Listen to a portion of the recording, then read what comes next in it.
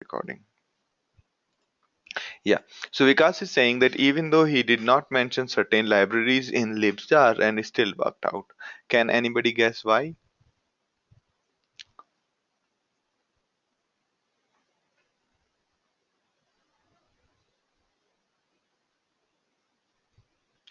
Correct. Correct. So Hadoop already has all of these jars available. So most of the utils from Apache String utils, everything is included in Hadoop jar.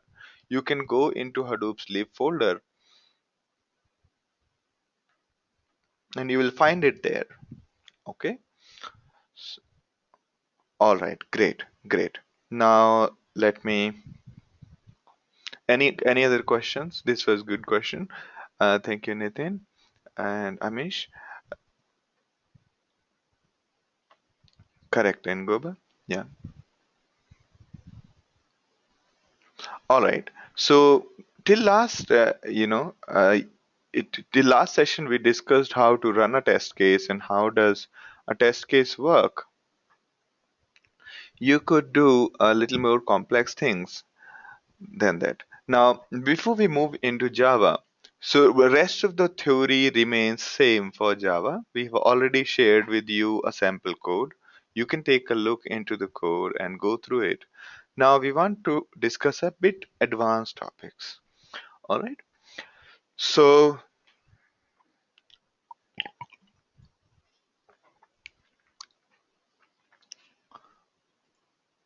all right. Recording is ready and good. Now, as we discussed earlier, that whenever as we discussed earlier that there was this big.txt file and we were churning line by line and word by word we were splitting the data, correct? If you remember that we were basically splitting lines into words and doing the word count, right? Now if we go few steps back, if we remember our first day discussion, the file is broken into blocks of 128 MB ruthlessly. Now, if this file is bigger than 128 MB, it will be broken down into blocks ruthlessly. Correct? Whether the boundary is in middle of the word or middle of the line or is end of the line, wherever is the boundary, HDFS wouldn't care and would break the file there at that point, at the point where 128 MB has reached. Correct?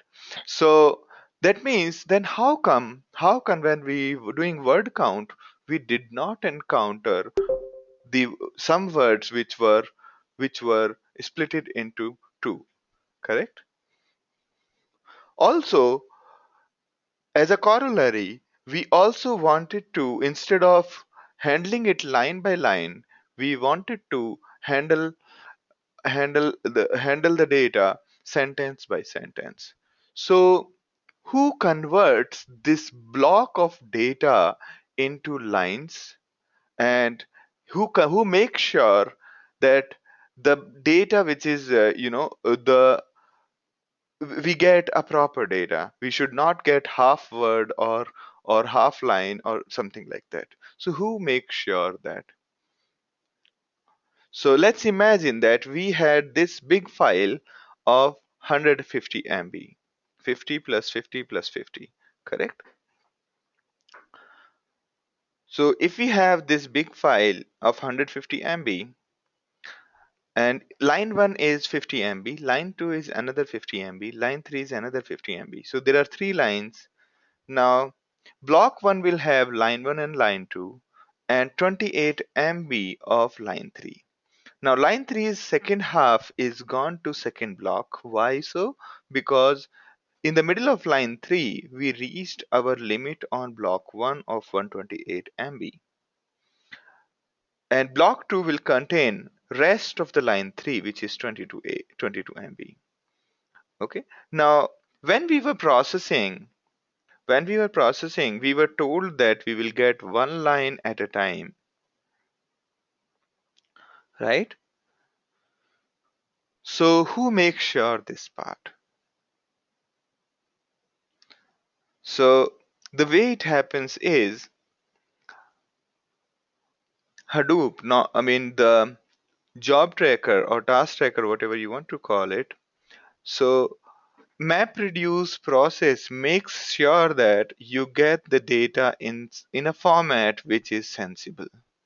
So on top of blocks, a logical unit, a logical subsection is created called input split. So on top of block, we create something called input split so that these boundary problems are resolved. While forming this input split, these boundary problems are resolved. So every time we run our MapReduce job, input split is created. Input splits are created, not is. Lot of input splits are created. So in our case, the problem of boundaries are resolved by input split.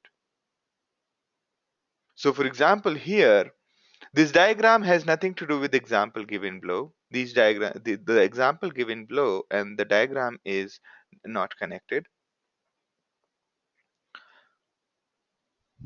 Okay.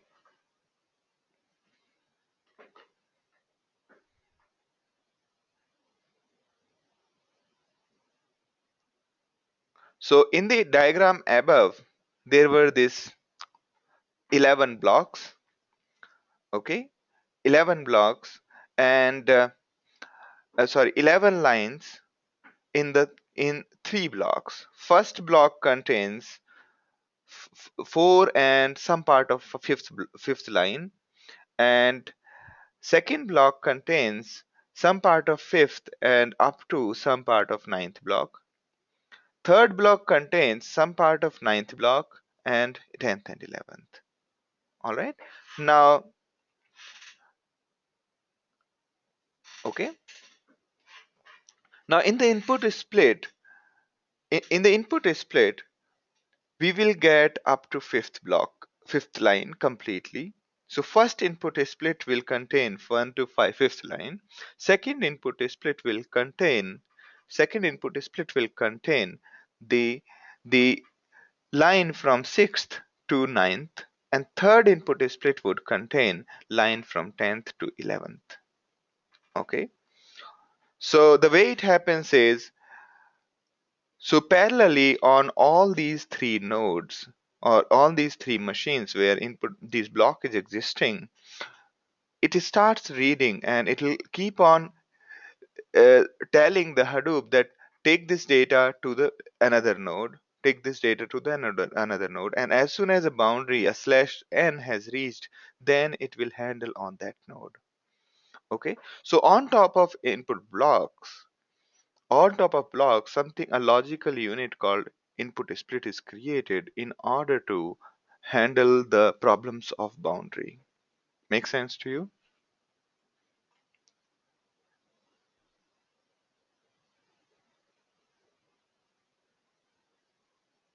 Any questions here? No?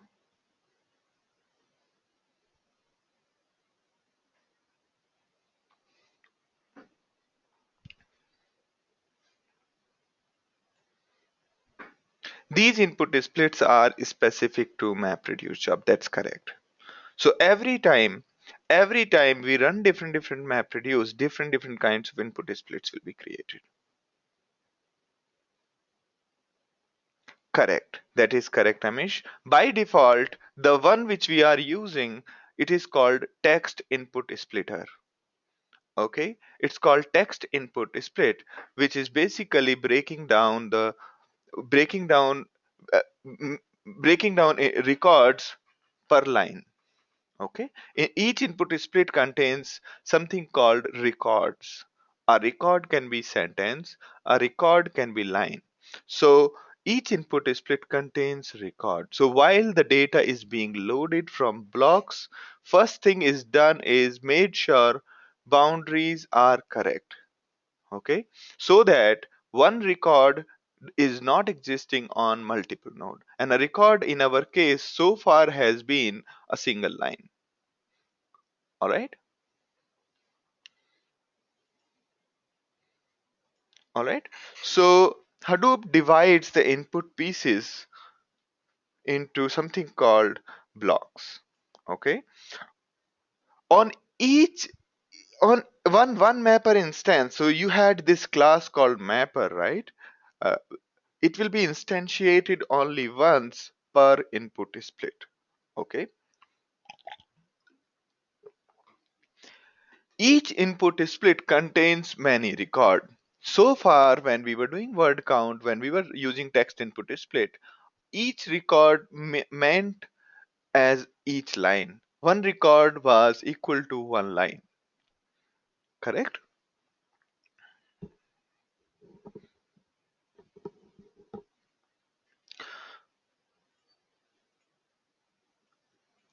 Yeah.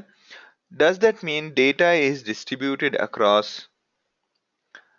Does that mean if data is distributed across two blocks, the MapReduce task to that split will run on two blocks? Correct.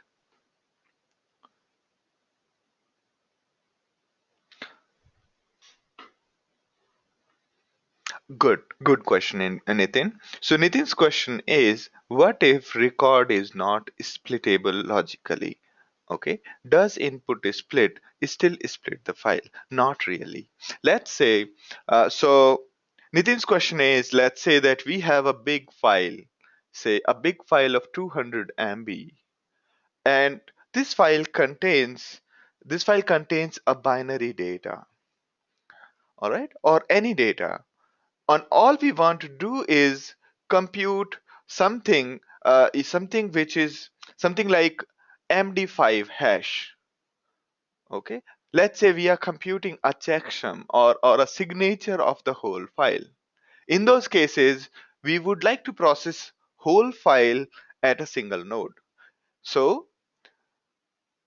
even though the blocks might be existing on multiple machines, even though there are multiple blocks for a single file, there could be a single input split. Okay, the whole logic reside in the input splitter. Input splitter decides that for how many blocks, how many input splits are to be created.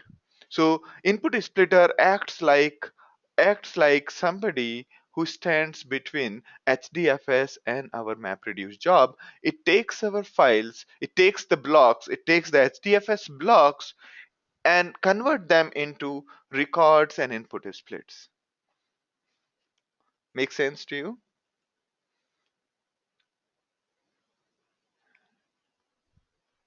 All right. So that also brings us, some people feel that why didn't HDFS itself stored the data in a way. Okay, this is question for you also. So let me see if you are interested in answering this.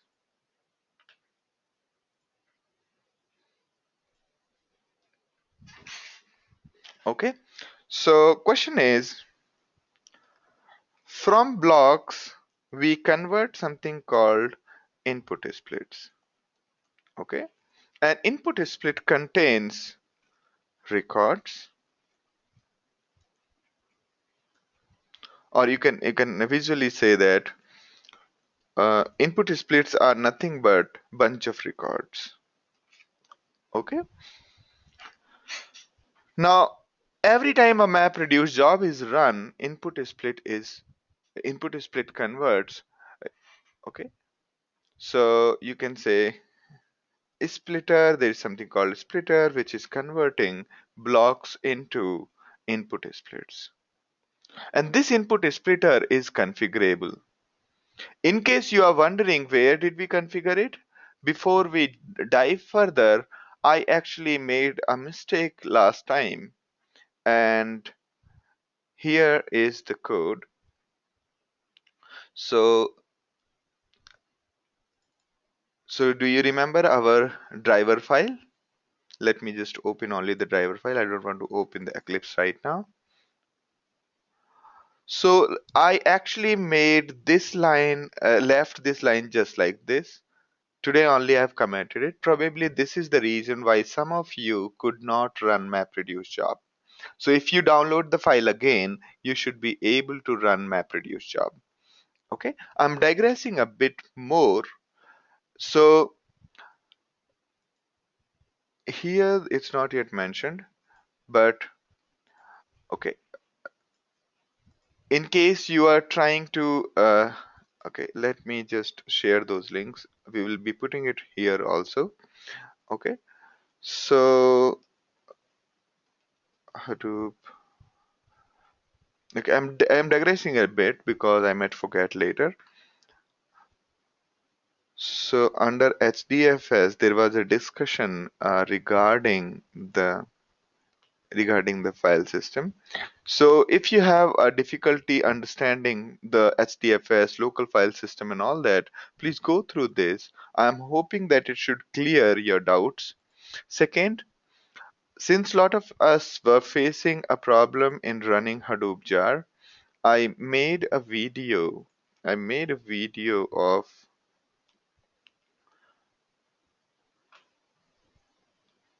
okay, so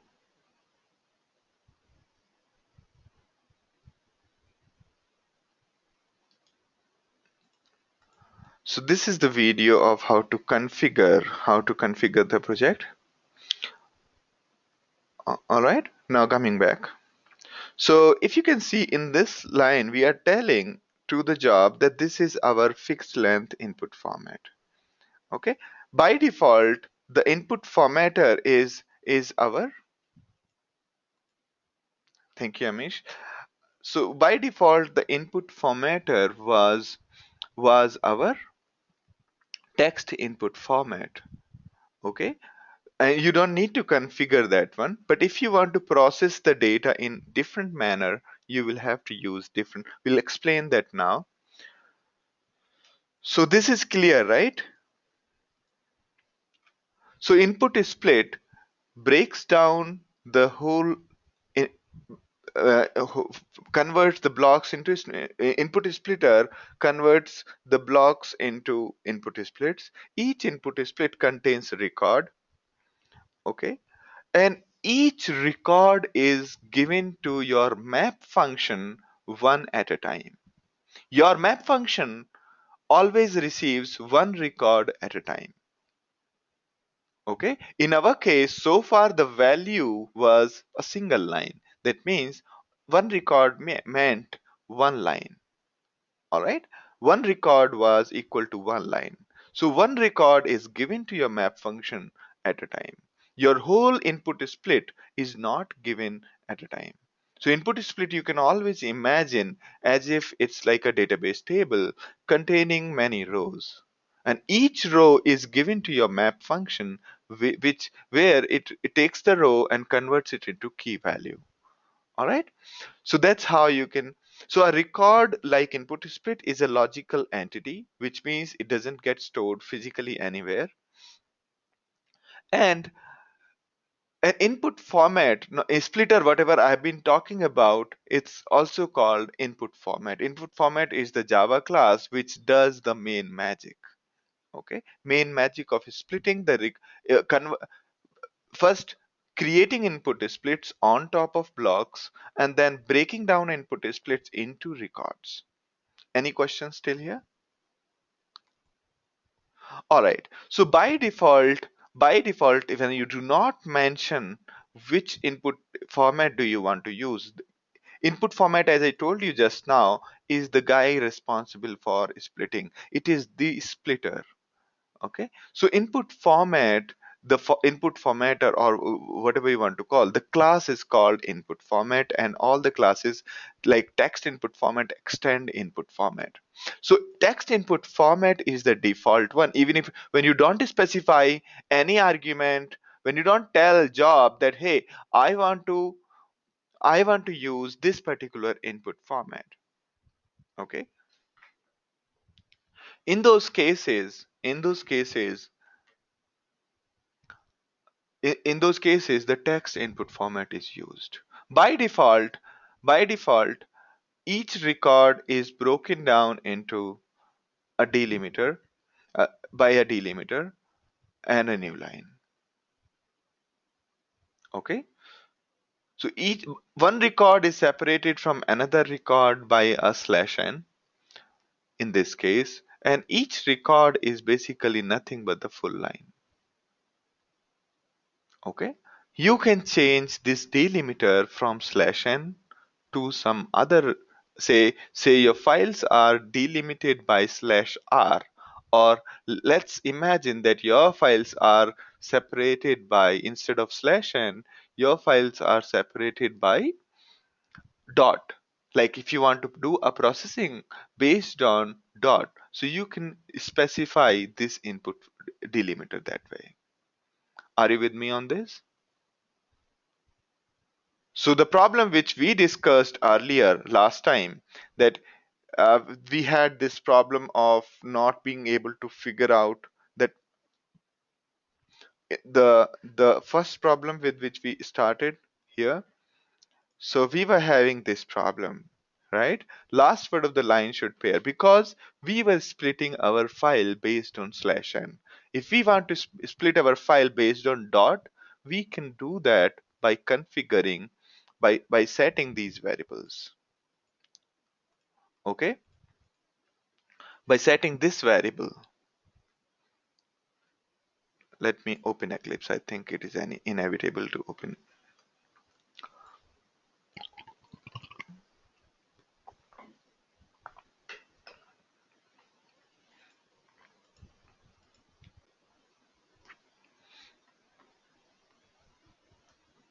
Correct. So if input is split, each line, instead of line, we want to process sentence by sentence. So what we can do is we can specify our splitter as dot.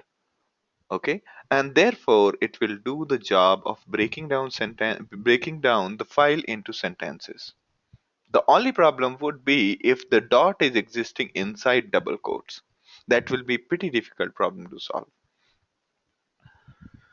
All right, I know there will be doubts, so feel free to ask. I know for sure that you all are having doubts, so please feel free to ask.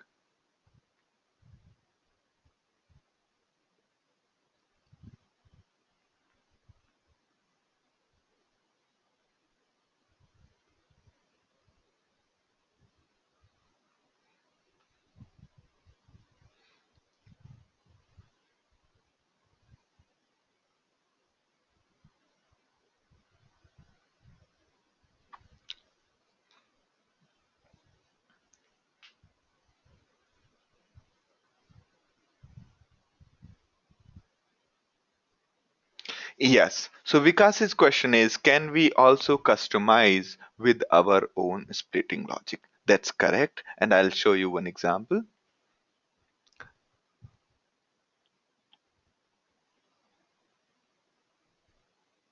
So as before, we decide on the task and the method on how we would do MapReduce. We need also take this correct. Into we also need these things to take into consideration. Coming back, so now what are the inputs for my MapReduce? What are the input slash config slash params for my MapReduce task? Anyone? I'll, so when I'm launching my MapReduce task, what are the various input parameters I need to provide?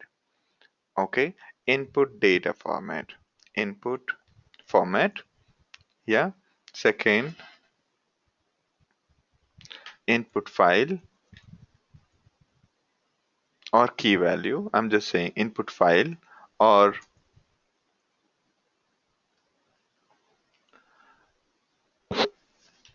okay. So maybe let me go through input data format, input key value. Yeah, sometimes you might have to provide data types of input and output. That's very optional. That's something a little more engineering. So this is like last thing. So output folder, right? Output folder. What else? Of course, your map logic. And fifth is optional reduce logic. Sixth optional is your, okay. So this sixth optional is number of reduces. Okay. And this is also optional, by the way. Okay, because the default is text input format. All right. An optional other thing would be, as he's saying, combiner and partitioner. Did we miss out anything? These are optional. So I'm putting hashes where or anyway. So these are optional. This is optional. This is optional. Number of reduces is optional, and this is also optional. Reduce logic. Okay, map logic is optional, not optional actually. You have to have map logic somewhere. And output folder, input file, input folder or file. Perfect. Did I miss anything?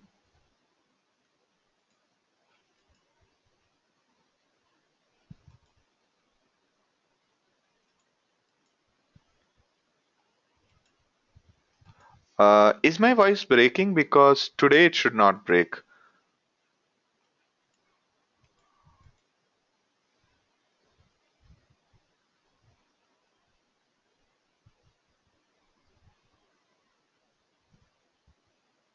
Today it should not break at all.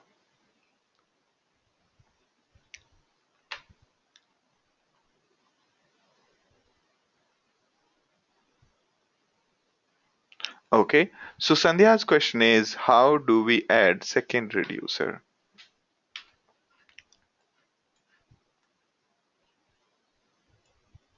All right. So, okay, so up to here, everything is okay. We'll talk about these also today. Okay. So, all right. What else did I miss? Output can be key, integer, string. Correct. That is correct. If we have to use combiner or partitioner, okay.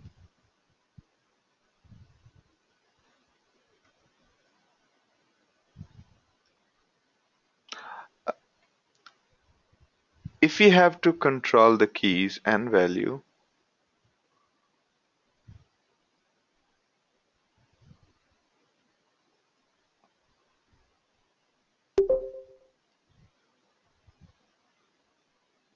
all right. All right. So, okay, let me. There are two questions. One is from Sandhya and there is one from Amish. And let me try to answer those. And if somebody has an answer, then let me know. So how to add the second reducer? So whenever we add the second reducer, we basically that's another process altogether. Okay. So all right. So let me try to answer Sandhya's question. This is Amish's problem. Now let me try to answer this. Can anybody else answer Sandhya's question? How to add a second reducer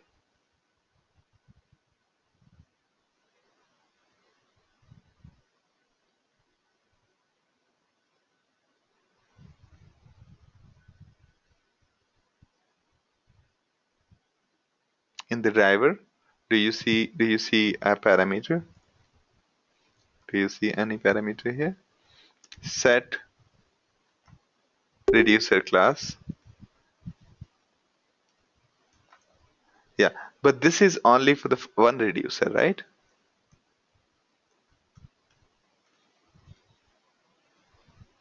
Correct. That is correct. So, yes. So we basically run two MapReduce programs. Okay. So let's say there is first file from HDFS. So I call it first HDFS file, and that goes to my MapReduce phase, and MapReduce generates those part files, right? This is my MapReduce phase one. Now, what we have to do is you have to pick up this folder, okay? Or let me say output folder, okay? This is where it is going to put it, right? And this is maybe the input folder. Now, in next time, in the next phase, you will basically create your MapReduce again with a different driver, maybe, okay? So with a different driver, and then you will launch the program with a different driver. Hadoop jar, your same jar maybe, and then driver number two. Okay, and that will basically configure your new map reduces and tell that this is the input folder, and this is your and this is my map reduce 2, and then this is my output folder, output 2, and this is okay.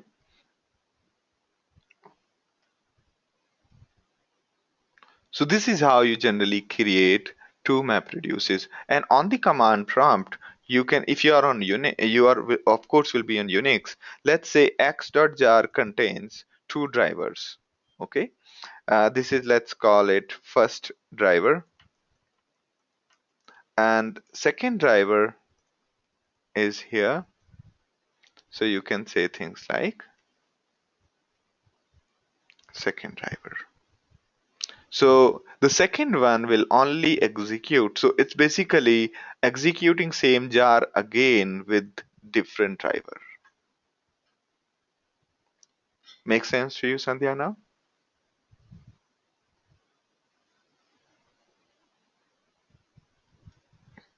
Good? All right. Now, now Amish's question is that how do we, the output context key and value was integer. How do we convert it into any other data type?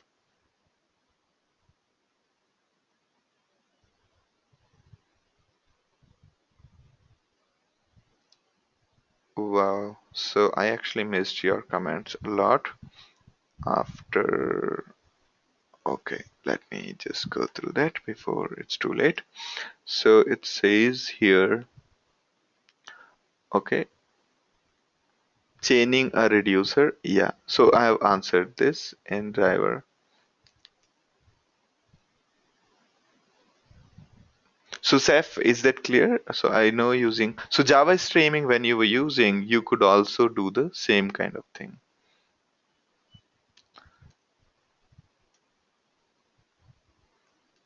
All right. So you cannot add one more reducer. If you try to add one more line called set reducer, it will basically override the previous config.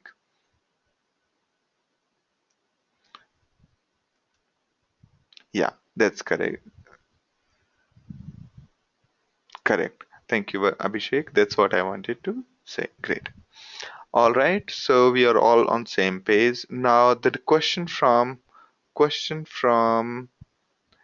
uh, how do we,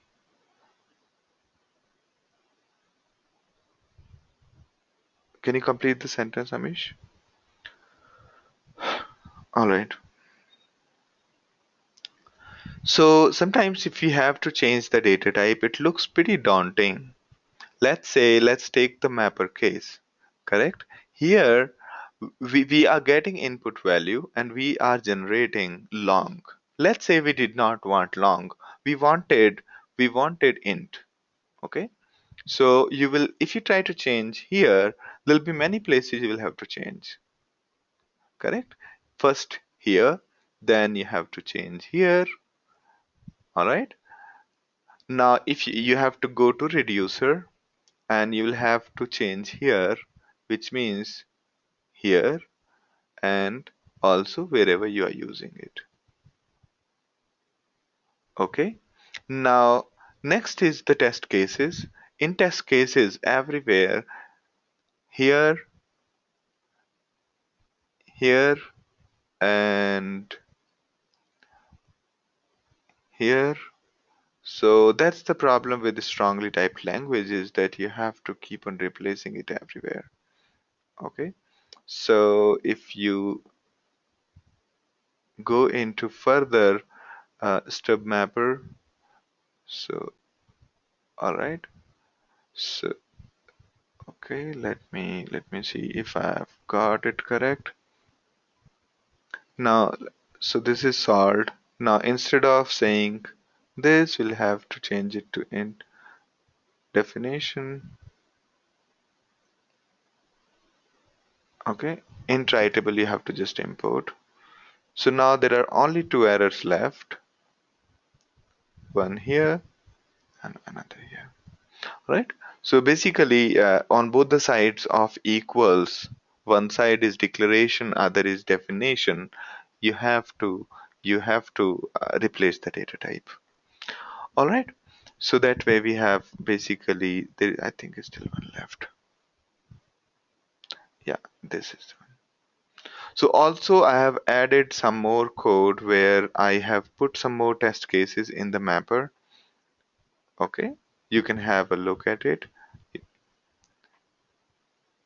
Let me also see where is my code.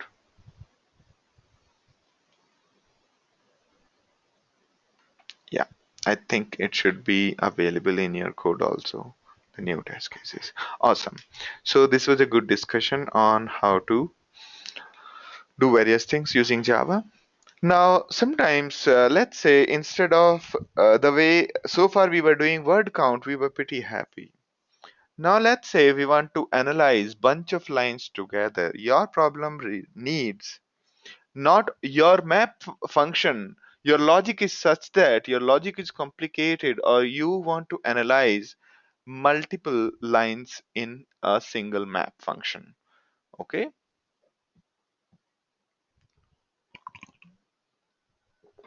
In text input, you were only handling a single line.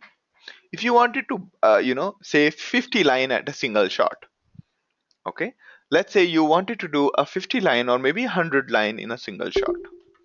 Imagine the character count problem. Character count problem would work great if each map function actually did thousands of lines in a single shot, right? So in those cases you might want to use n line input format. Okay. And lines per map, there is a parameter you can set in the job saying job.set this with this.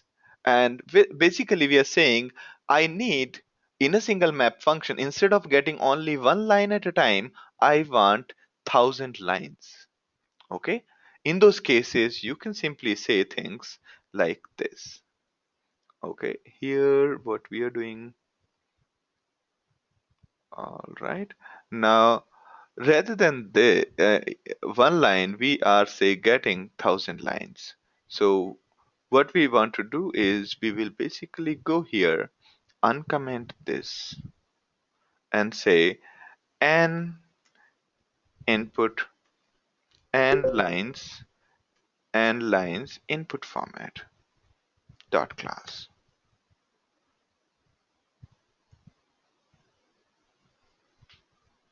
Okay. So instead of saying this, we will say this. Set input format class. This is correct.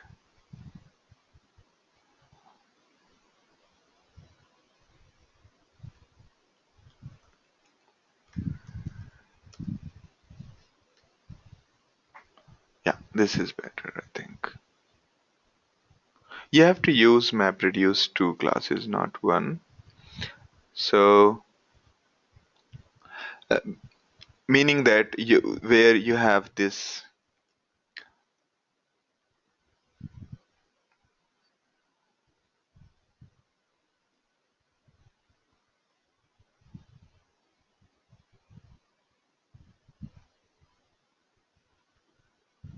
Okay, so fixed length input format is what we have. So fixed length input format is in the MapReduce folder, and you should be using that one instead. Okay, so do not try to use mapred dot folder. Instead, use MapReduce. Okay, so because although both the binaries would work, because MapReduce 2 has backward compatibility with MapReduce 1, so there should not be any problem. So you can basically set n line input format by configuring from here, and n lines input format, yeah, first one. So we can also say,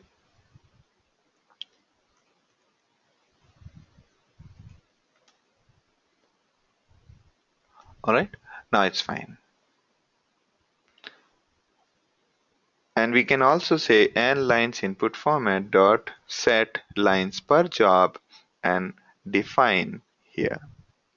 So this way our each mapper will get 1,000 lines instead of a single line.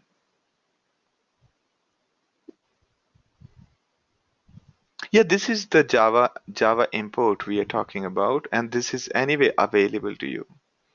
Okay, this is the project which is made available to you. All right. So just to be sure that this is the kind of f- package you should be importing. JobConf has been deprecated, but we are still using JobConf. Okay, we'll migrate that one also, no worries. All right, coming back. So Amish is saying, I can't think of an application where we would have knowledge of having n lines. No, there are many applications when you think about it. You'll find many applications where you want to read n lines,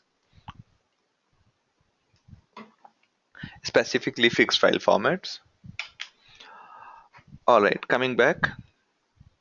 Now, there are other input formats available by default with Hadoop, such as fixed length input format, meaning where each record has got fixed length rather than separator. Here, each record is of fixed length. And what are those kind of formats? Let's say there is a Fortran file, or there are many data types where one record being separated from another record based on a separator. Instead, there is a hard boundary of fixed record, hard boundary of record size. Okay, and to deal with those kind of things, you use fixed length input format. All right.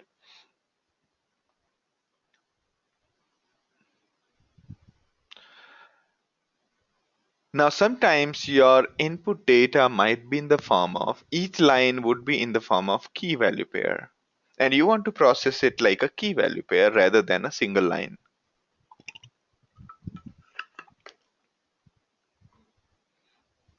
All right. So in those cases, you can specify the format as key value pair, and one key value will be separated by slash n from another key value. Okay. And each line, one key value will be separated by a separator. By default, it is equal to, and okay, by default, it will be equal to. In case you do not provide, if the separator is not found in the whole line, then full line will be the key. There will be no value.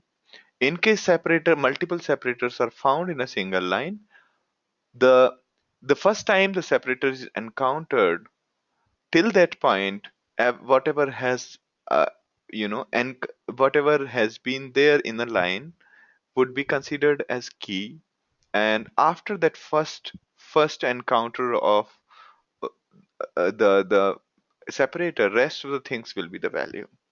Okay, so which means that key equals to value.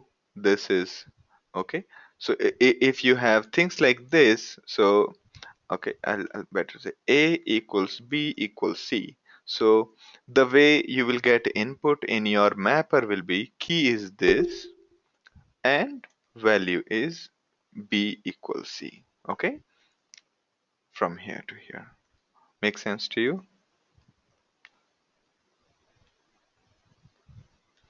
Okay, so key is this and value.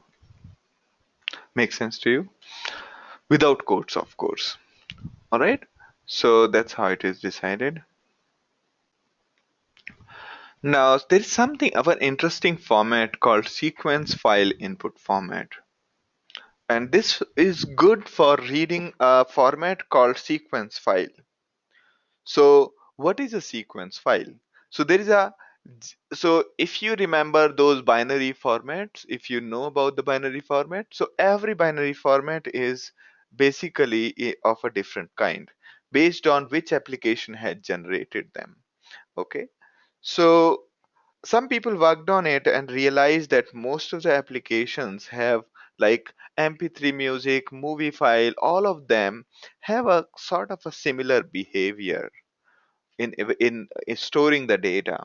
And that behavior is that it has got a header, and then rest of it has got the actual content. Okay, the header, and it's basically binary key value under the hood. Okay, so when you want to churn the data which is binary, then probably you might want to convert your file into sequence file input format. Okay, first you have to convert your data into that sequence file input format and store it in HDFS, and then you churn using MapReduce. So specifically, if you have, say, imagine this, you have got 1,000 JPG files. You have got thousands of JPG files, or you have got 1 million pics of people. Okay, let's say you are managing let's say, think about LinkedIn. You have got how many? Um, you have got, say, 10,000 profile pictures. Now, if you have to analyze profile pictures, if you are storing each profile picture as a separate entity, what will happen is for each file, your mapper will be run. Okay, that means that your process is going to be highly inefficient. Also, since your these so many files are there, and each file has basically, if you're processing, in case you specify the full folder, in case you specify the full folder for each file, the map task will be executed, which is going to be sheer wastage of the resources. Okay, instead you basically create a big file containing thousands of files and store it in HDFS. Okay, now imagine this. So for each file, there'll be a single block, and a single block is of 120. Single block will be of say 1 KB. And when we are executing, so there'll be how many input splits? Thousands of input splits for separate files. But if you create a single file combining all these 10,000 files, then it'll be hardly 10 MB, because each file is 1 KB, and then you can process all of them. Okay, so generally what you do is you generate something called a sequence file converter. So if you go to something called, okay, there are many sequence file converters which will take your zip folder, zipped file, and convert it into sequence file. And then in your MapReduce code, you can say sequence file input format, and then it will give you the binary data inside your MapReduce. Okay, so whenever you have to do binary data processing, say a signal processing, image processing, or any other magic you want to do, then you would prefer to use sequence file input format. All right.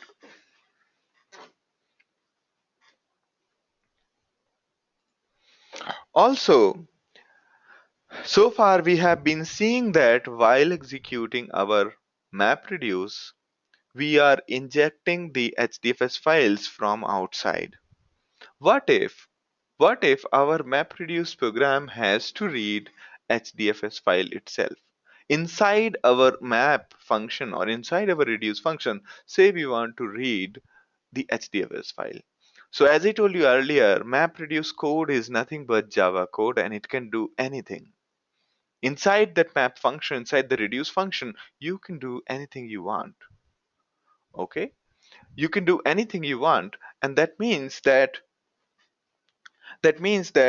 you can basically even access a database, send an email, and do anything you want. Similarly, in case you want to read file inside your map function directly, not through the input splitter, not as a key value received in the function, but you want to read directly some file. In those cases, it would be better you can use file system command, file system class, and using if you provide the URI, which is HDFS folder, is HDFS file, it will read you all the files from that folder, that place. Similarly, inside map, you can even call a web service and download data using REST interface, or any of the, say, uh, anything you want. You can do with Java, you can do inside map function or reduce function. Okay.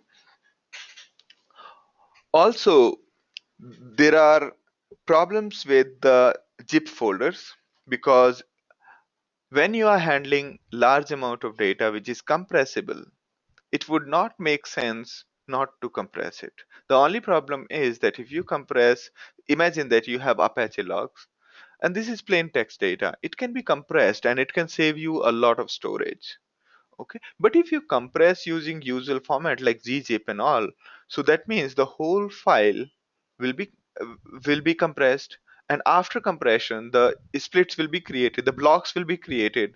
Now every time we want to access each of these blocks, we will need to join whole data and then unzip it, right? There's the problem with the gzip format, traditional gzip format. If you remember, if you split a gzip file using any technique like a split command in Unix, then to really get anything out of this zip file, you'll have to concatenate them, and then you basically have to unzip. Instead of that, people devised new kind of compression techniques, where where they create the data, they create the format such that each individual block is independently unzippable, uncompressible. One of such format is gzip splittable, and second format is Hadoop Aljado. Both of these formats are really good. So when you install, say you have to store Apache logs into HDFS, and you realize that it'll be better that if you store the data as compressed, then it'll save a lot of space. Then you use any of these compressions, Aljado or gzip.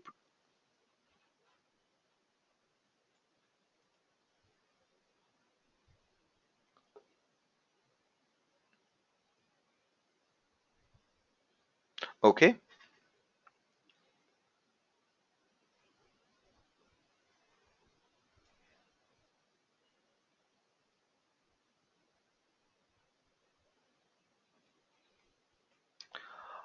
All right, makes sense to you now? I Let me just go through your comments. Looks like connection is breaking. Anirudh, connection is doing good. Okay, and I think others are also able to hear. Now, Vikas's question is that how is the external good? Let me try to answer. There's okay. Next question from now. Vikas's question is, how are these external files passed to different nodes? Same as external jars? Yeah. So whatever input format you are giving, it basically is a library, and that library is passed to all the nodes. The default one which are available, they are anyway stored on all the nodes. So you don't have to copy them in the distributed cache. And otherwise, you can utilize distributed cache. I mean, Hadoop utilizes distributed cache internally. You don't have to do anything there. Okay, so did I answer your question, Vikas? Or did I confuse you?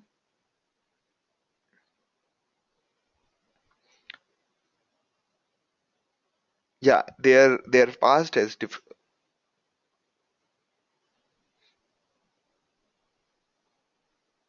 okay, okay. So Vikas's question is, if reading content from the mapper, okay, how are these? So you are asking that how is the file name being passed, right? So I was telling you, you can read any HDFS file from anywhere.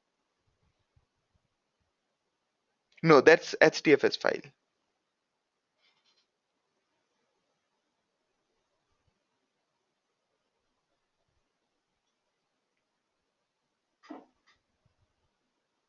Hmm.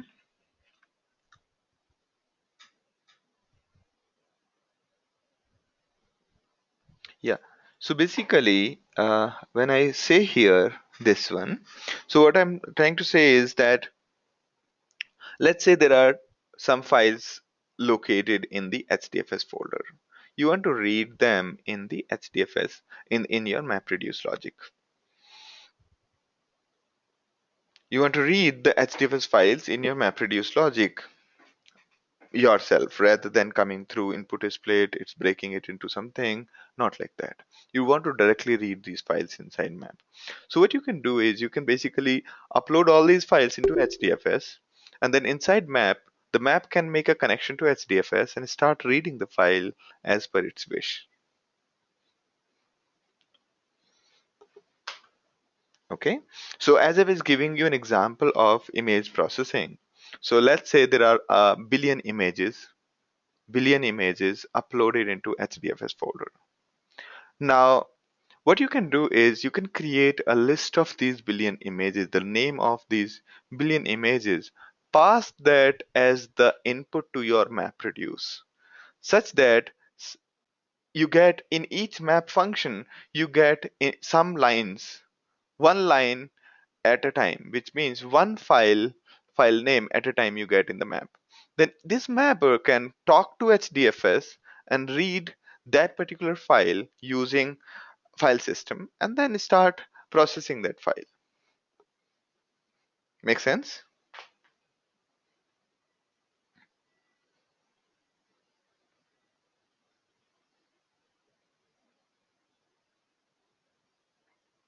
All right, moving ahead. Did I miss anybody's question? Okay.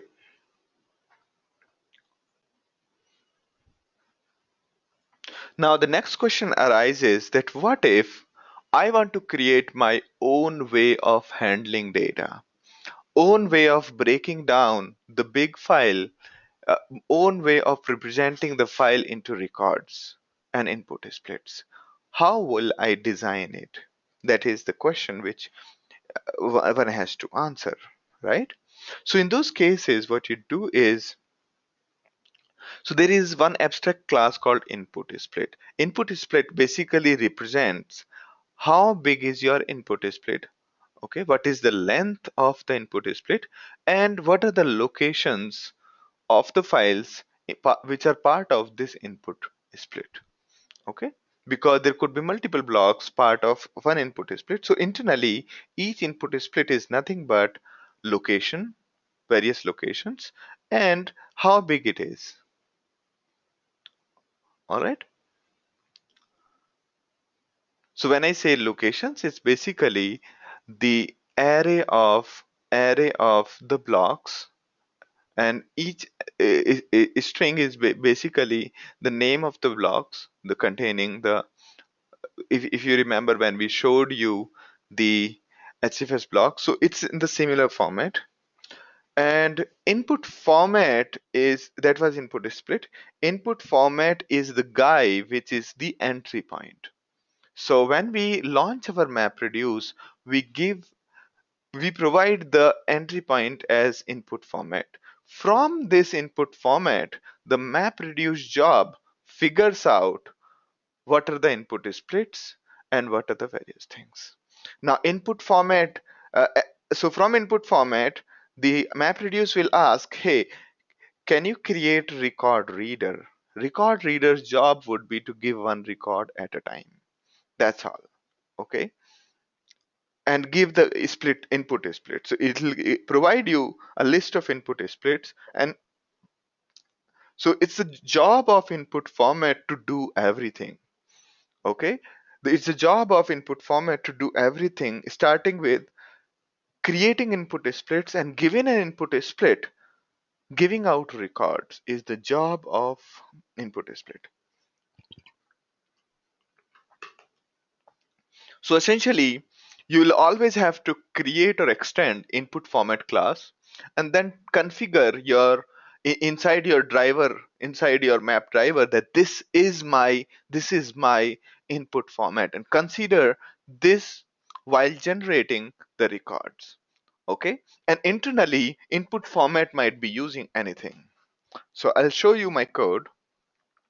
So there is another example in here inside your my courses.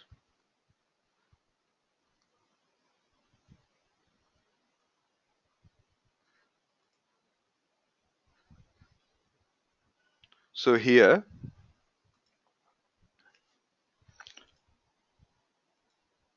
so there is one more project here, example of combiner partition and input split. You can download that also. And this is the project which I'm going to talk about now.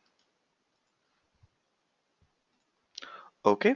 So here there is another driver, and here I'm saying that this is my input format. All right. Now let's see how have I implemented my n lines input format. Okay. So it basically n lines input format is extending standard text input format. Okay. So you can either extend input format, or you can extend any other class which is extending input format indirectly. So effectively you will be extending input format indirectly. Now, once you've done that, you here I'm not overriding the other function. Here I was supposed to override the other function called getSplit, which I'm not overriding, meaning that whatever getSplits are provided by text input format, that will get carried on, while I'm creating a new record reader. And this record reader is going to do a lot of magic here. Okay. So this initialize function will make sure that it basically reads the data in such a way that each record is created by mul- each each record is multiple lines. Okay. So so I'll explain to you the logic, then you can go through this code and then understand it. If you are more interested, I can explain to you individually, because explaining here will be difficult. So also note that this function, whatever we are seeing here called create record reader, will happen parallelly on multiple nodes. Okay.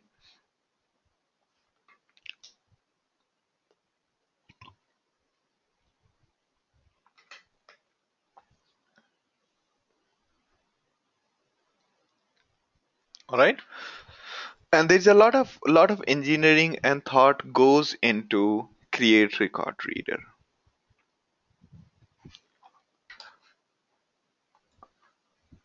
So should I explain in detail how are these created, or you want to go through this code and try to understand?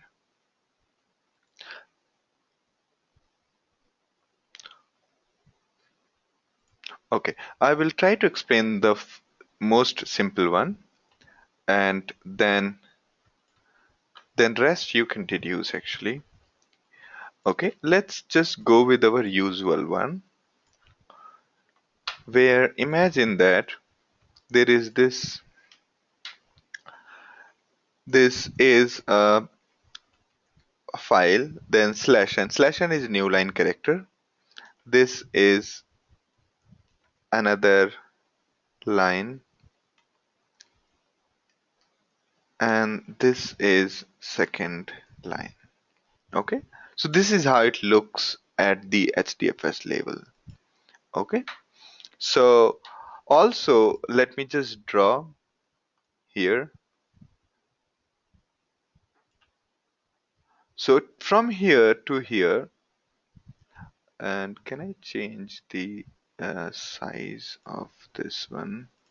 Okay, so let's imagine that from here to here is one block. This is my first block, and from here to here is my second block. Okay, and let me make it a little better. Ouch. Okay, so yeah.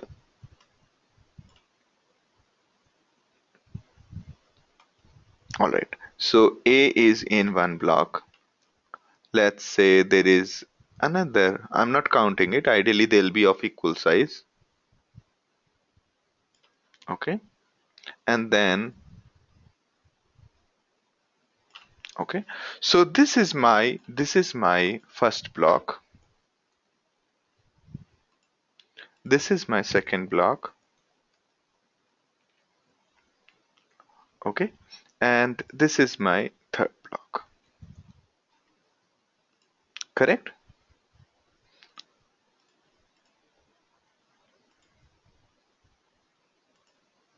So I'm just trying to make it a little bigger.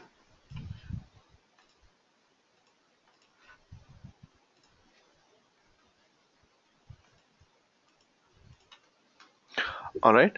So when the this create record reader will be called on all the nodes. Okay, and what would happen everywhere is everywhere these blocks are being read parallelly. Okay, here. All right.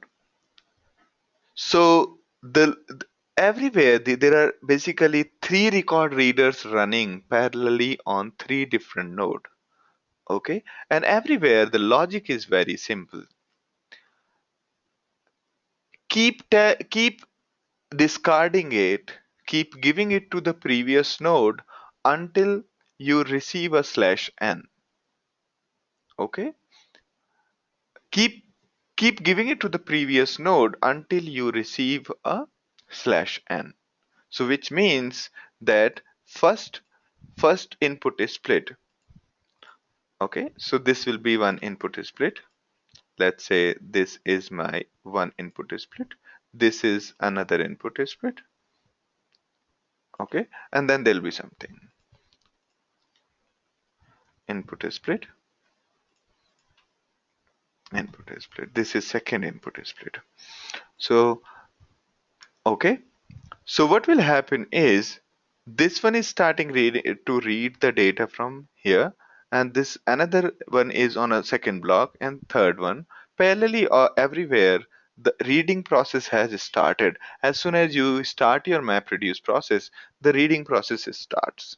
That means that from here it has no problem. So the first block will not say that I'm discarding it. So first block will start splitting the data here, saying this is a file, then slash n, and this is a, and then it will read from the another node asking, do you have anything for me?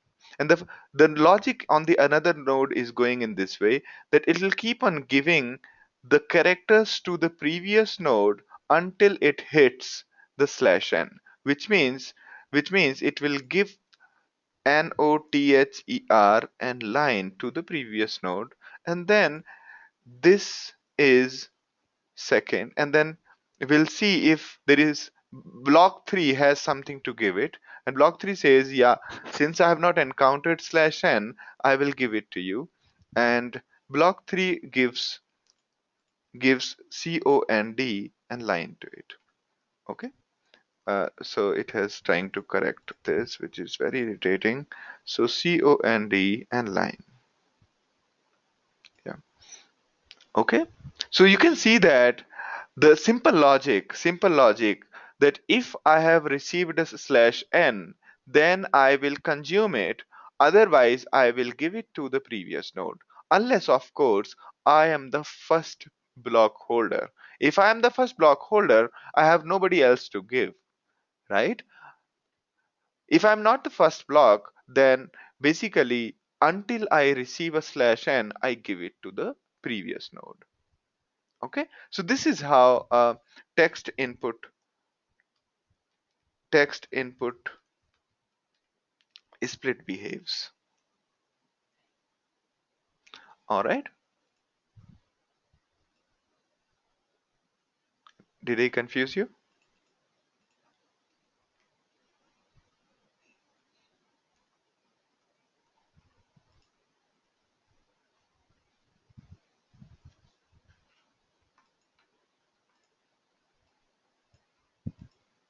Everybody, are you comfortable? So what I'm saying is that the simple logic here was in input split reader, it's the way they have coded that I'll keep reading it until I encounter the first separator, and I'll keep on discarding it or giving it to the previous node before till I reach slash n. Afterwards, everything I receive, I'll give it to the input split too.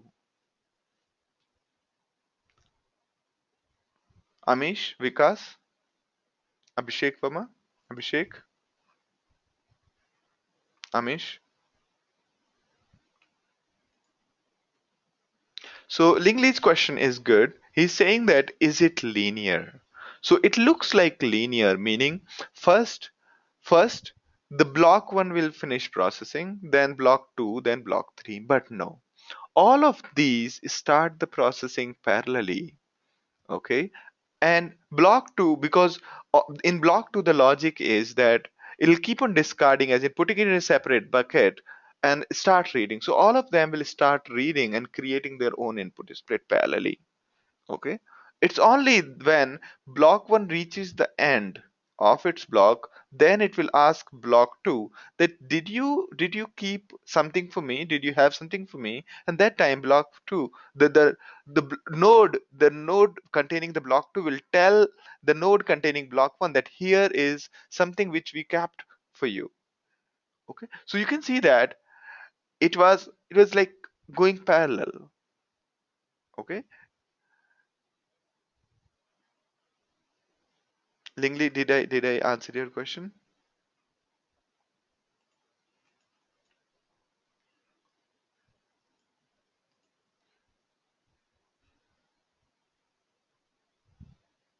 All right.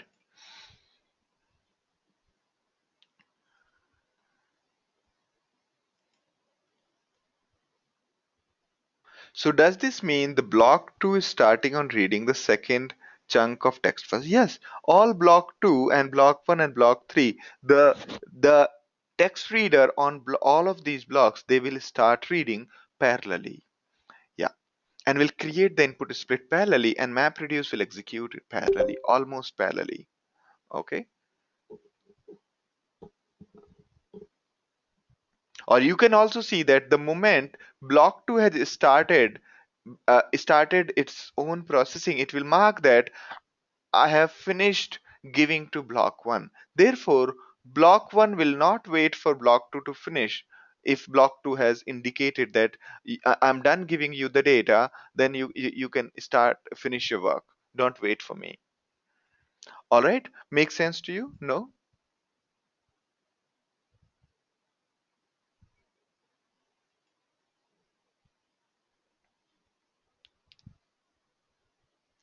Correct. That is correct. Our examples, we have always processed one line at a time since that was our text input format. Tomorrow, you might be facing a bigger challenges where you might be processing a binary data. You might be processing multiple lines. Imagine that your format says that that there are three coordinates: x equals to 1, y equals to 1, z equals to something. So three lines to be processed at, at once and prepare, and then you are using these three lines you prepare your key value objects. Imagine that. It- and maybe so let's say imagine that you are processing a data which has three coordinates, and fourth line contains the actual data, and these four lines are in these four piece of information is in four different lines. In these circumstances you would want to consume four lines at a time, right? In those cases you might have to, maybe if you have to use n line input split, or maybe sometimes you have to create your own input format. All right.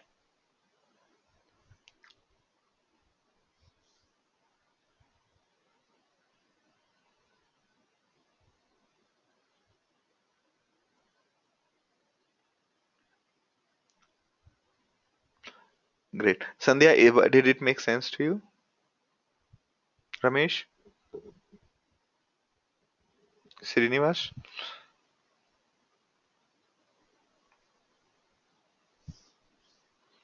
All right. Great. Great.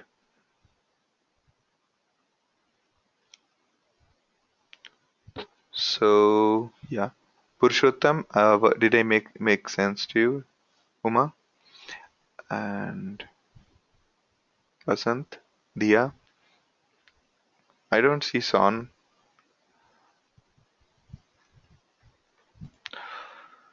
All right. Perfect. So, okay.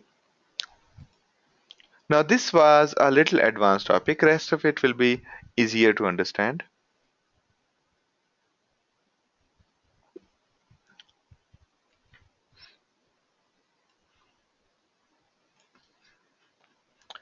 Okay, so I'm discarding it.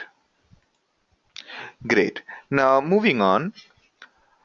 Now, again, a quick overview. Now, since we have understood input is split, so now this this particular section you see here,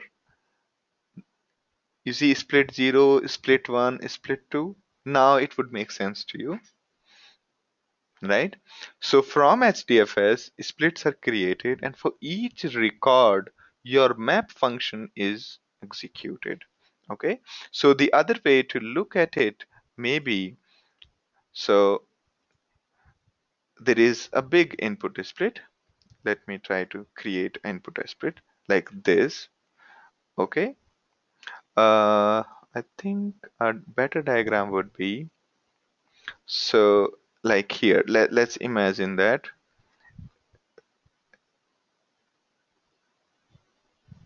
Okay.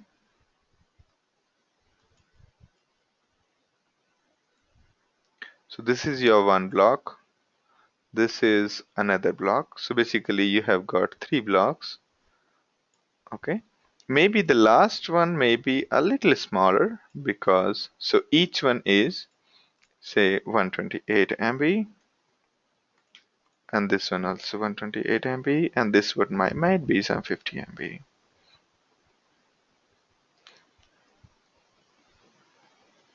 Okay, this is HDFS. All right, out of this we are going to create input splits of this format maybe,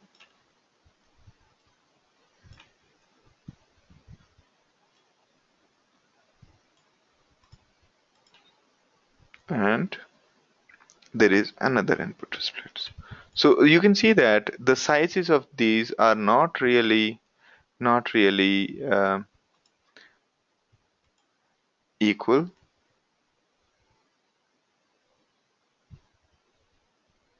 Okay, because they are logical units, and logical units not necessarily have to have the same size.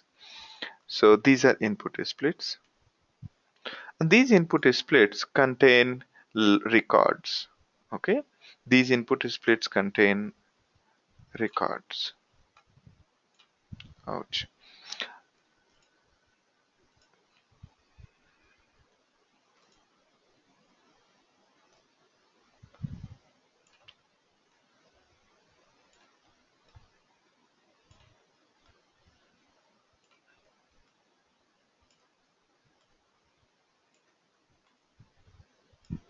they contain the records,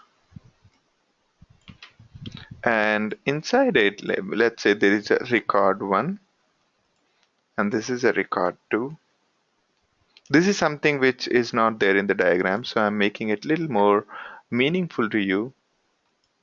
Now here, this is what is being fed to your mapper, and so okay, so mapper gives out some values, then similarly there'll be your same map function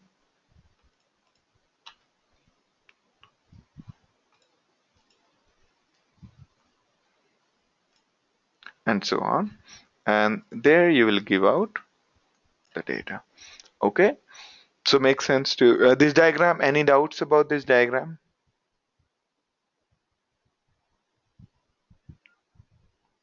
So there is a HDFS block we are talking about.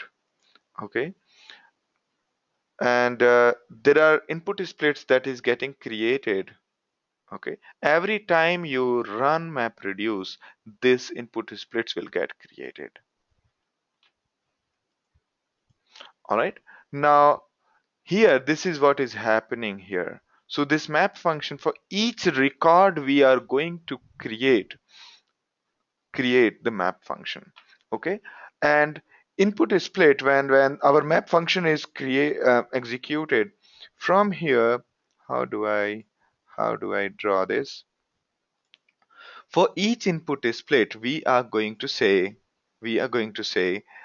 here, before we start the process, we are going to say new my map class. Whatever class you have created, one object will be created here, and one will be here and one will be here.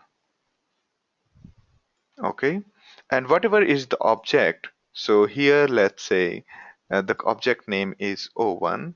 Internally this is happening, so O1 dot map will be called here, and similarly O1 dot map. Okay, makes sense to you? And same thing will happen here. If it is O2 here inside it, and then O2 dot map will be called internally. So three input splits, three instances, and so on.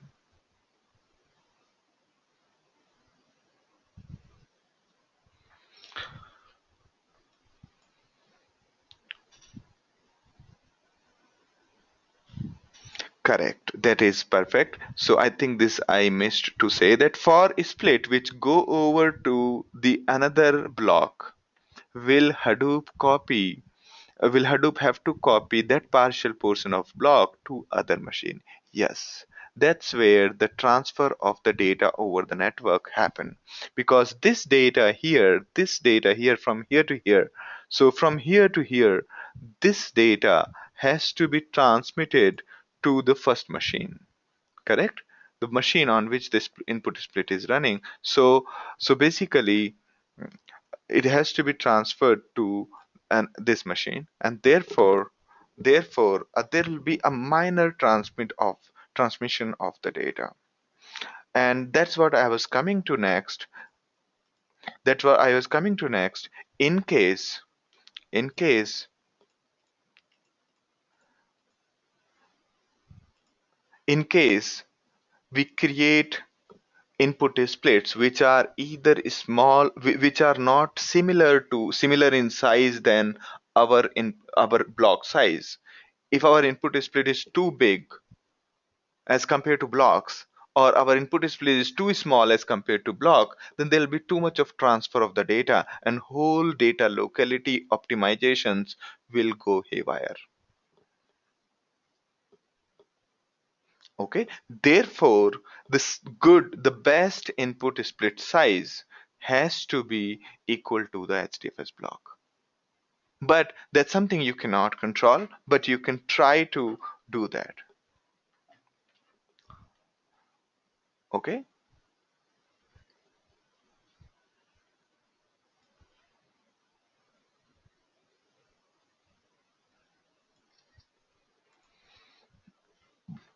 All right, should I proceed?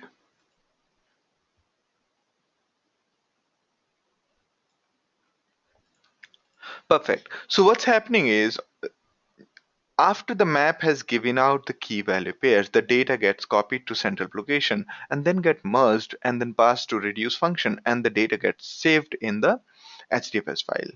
Perfect. Everybody okay with this? Now next is that we have multiple reducers.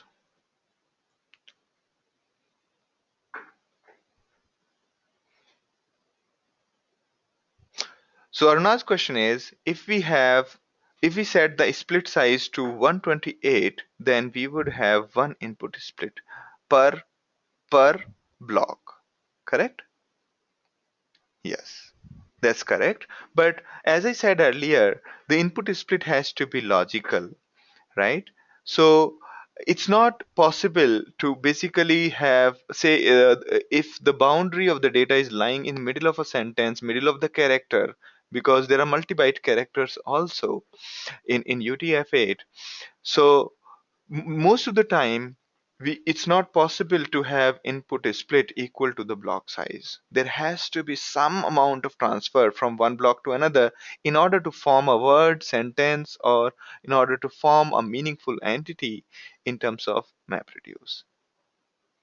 Input split has to be record oriented. That's correct. All right, great, great. So this is the only session I've explained things in so much detail. Okay, because I see a great feedback from all of you, and that's the reason I've gone into a little bit more detail. And yeah,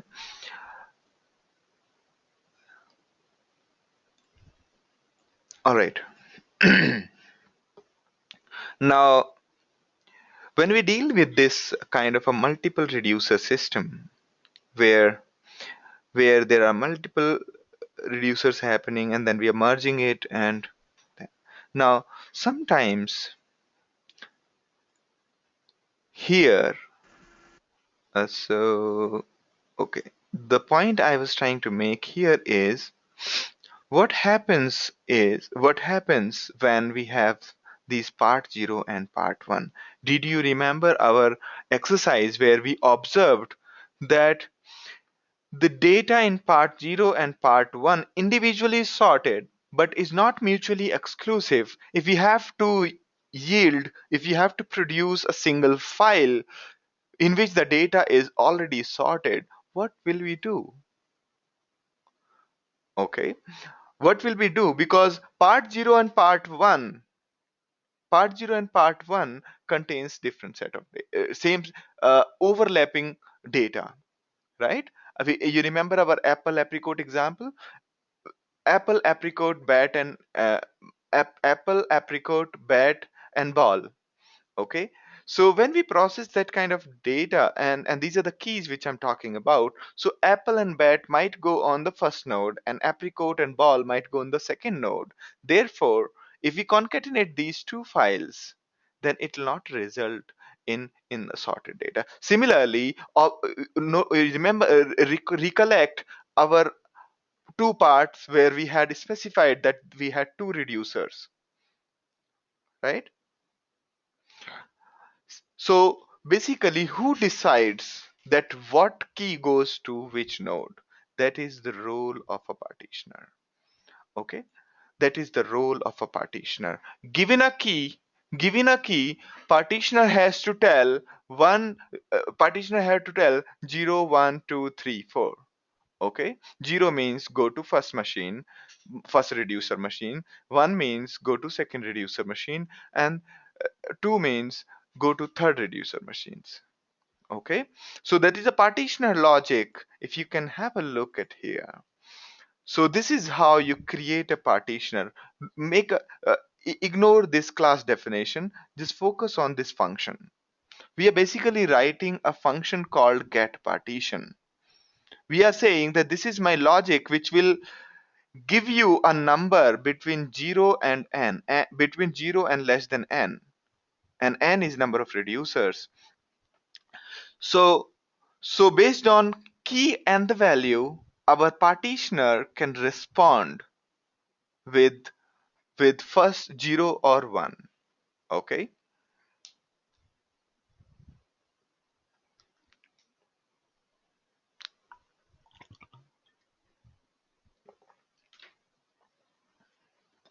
All right. So let's have a look at the partitioner logic here. So you can see that it has got key and the value. Okay. And partitioner's role is to just say 1 2 0 1 2 3 or some other number between, and this is like maximum. Okay, reduce tasks. So your function is told that, hey, we have these many reducers. Okay, or you can say here number of reducers. So we have got these many reducers, and this is the key. So can you tell us where should I put this key? Should we send it to first reducer or second or third and so on? And you basically return a value somewhere between this. Okay. So this code is good for when we have only two reducers because it's returning either 2 or 0. But if you have more number of reducers, you might have to return something like a value between 0 and number of reducers. Now again, so based on the key length, you will decide upon on which node should the key go. Okay. So here what I'm doing, I'm saying if the character is less than k, send it to the first reducer. If the character is otherwise, send it to the second reducer. 0 means first reducer and 1 means second reducer. Alright, that's what I am doing here. Okay, so alright, I think it's a time for break. Let's take a break of 10 minutes. We'll be back by 10:12.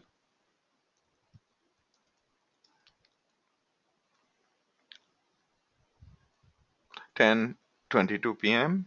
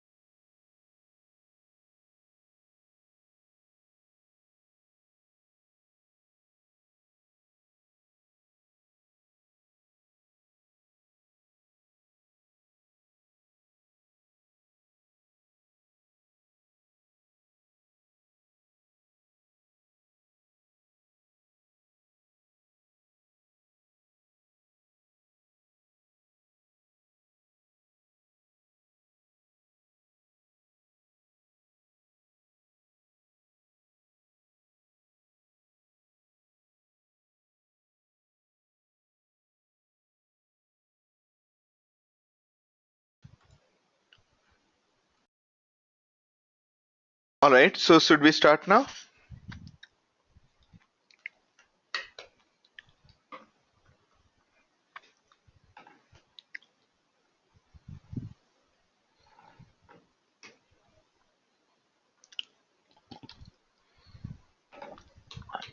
All right.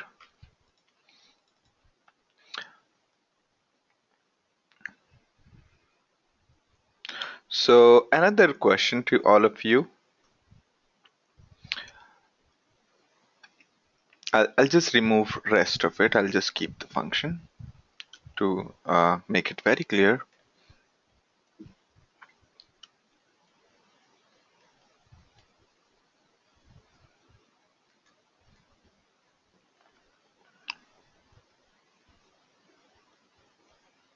Okay. So let us say there is return random from 0 to num of reduce tasks. Okay. So is this a good idea?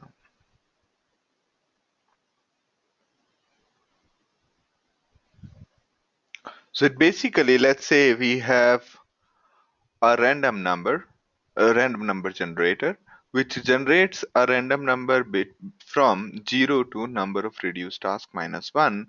And in the get partition, all we are doing is we are generating a number from, so we are sending this particular key value pair on any of the reduced task randomly. Do you think it's a bad idea, good idea? What will happen?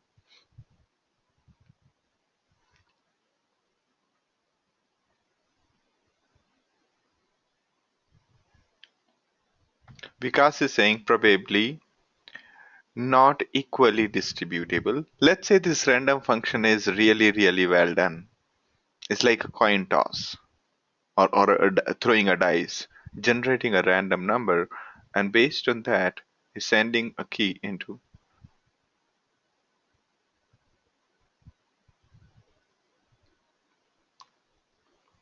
Yes, yes. Abhishek is saying that depends upon what we want to achieve. Now, let's say that in our word count example, if we were doing this, what will be the repercussions?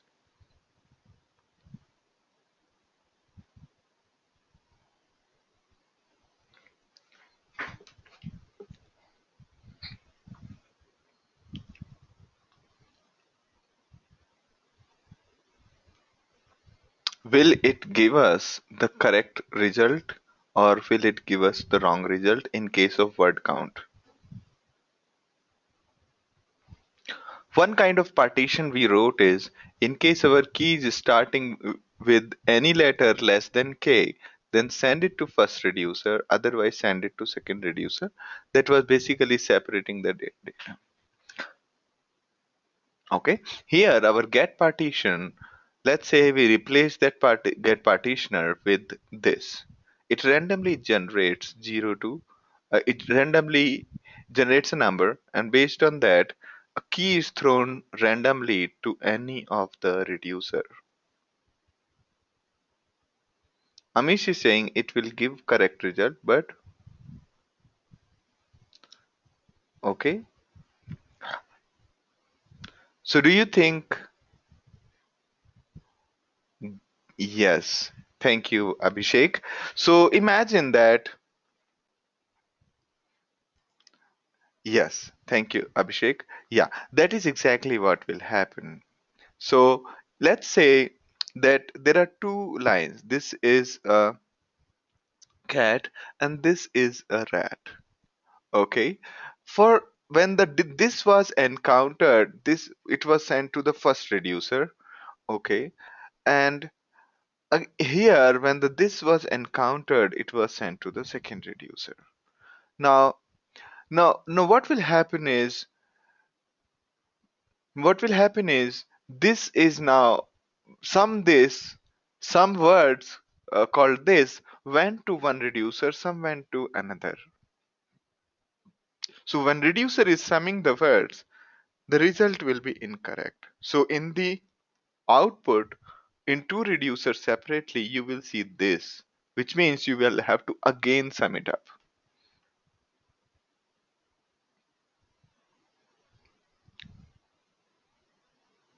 Okay,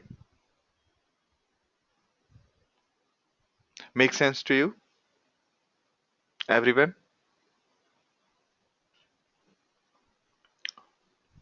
All right. So this decision in this diagram, this decision whether a key has to go to first bucket means a bucket representing that this bucket will be carried or transmitted to first reducer, this bucket will be carried or transmitted to the second reducer. So on every node, these buckets are created, and as and when your mapper function is generating a key, your partitioner is called and partitioner is asked which bucket should we put these key values into. And in case your partitioner is misbehaving, then that key might go into multiple nodes. So you have to write a logic. So it's up to you. If you want a key to be on multiple nodes in multiple reducer, then it's okay. But in case you don't want that, you have to make sure in the partitioner that which key a key should go to which reducer. All right, make sense to you? So if you have a question on partitioner, please ask now. So it basically says that defines the key for partitioning and decides which key goes where. Okay.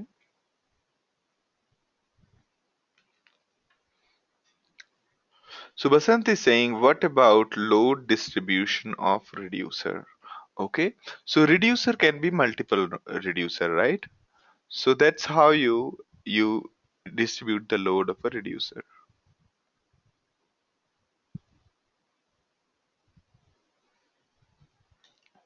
You mean to say that for even a single key is so huge that reducer is getting swamped, right? Is that your point?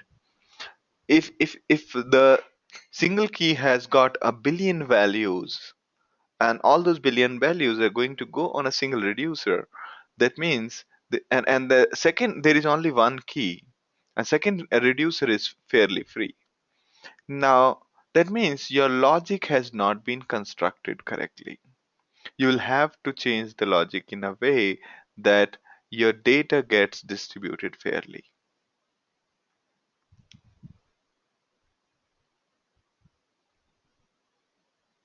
Amish is saying, do we have to use partitioner in our last example of the recommendation word? Not really. You will have to create a composite key of first word and second word, okay, and use the word count on that, and then you can actually do a lot of things using those strategies, okay. So you'll have to create a different strategy to basically solve your problem rather than swamping the reduce, okay. All right.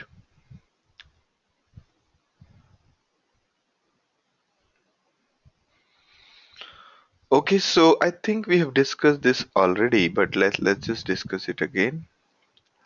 So by default, how many reducers are there? I think we have already discussed. By default, there is one reducer.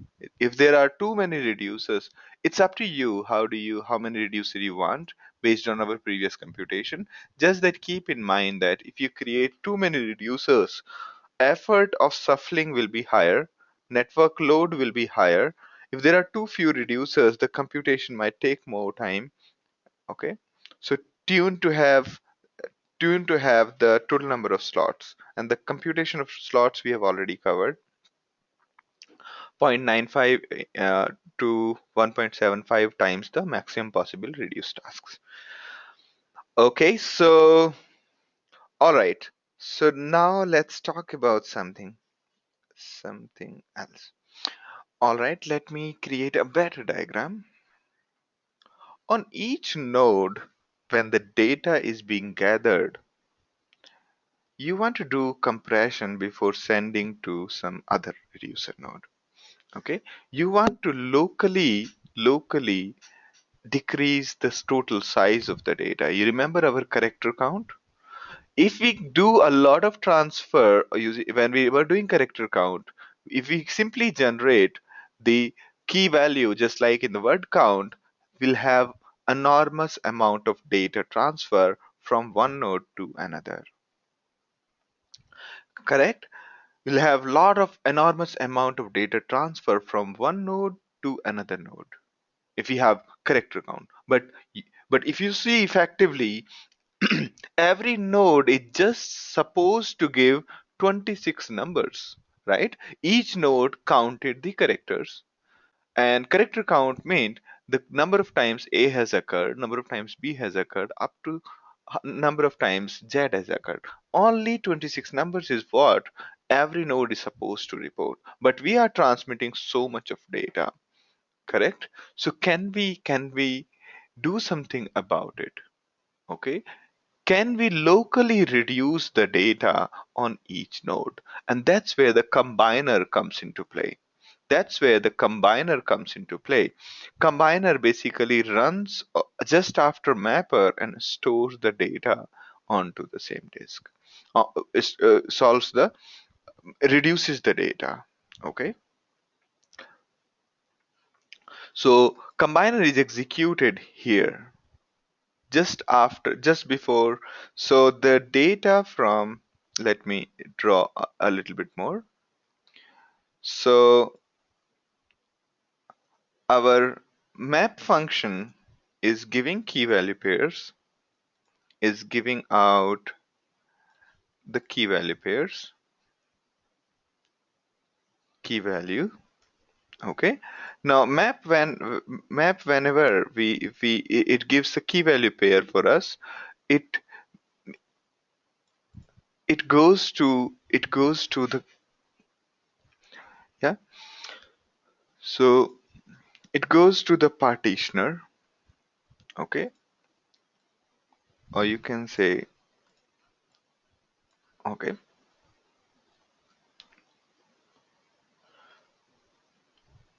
all right, let me just so first, okay, so okay,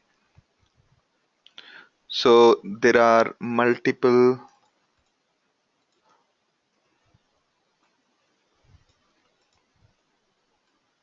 so on a single node,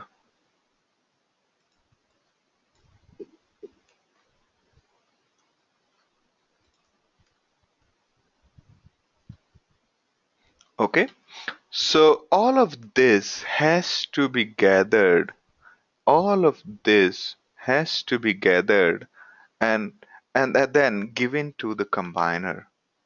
Okay, and why do we want to do that? Why do we want to do that? Because, okay, so all of this will have to be given to the combiner, and combiner, all right, let me just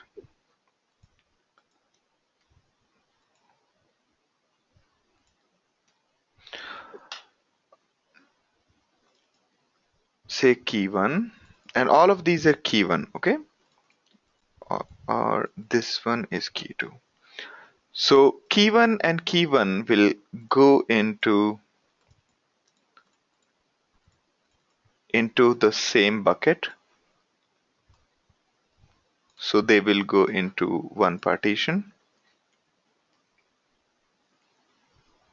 Okay, so partition bucket, let's call that.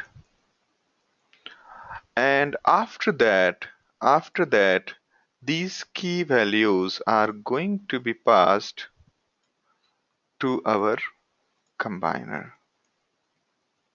Okay, combiner is just like a reduce function. It gets a key and gets values and converts those values into a single one.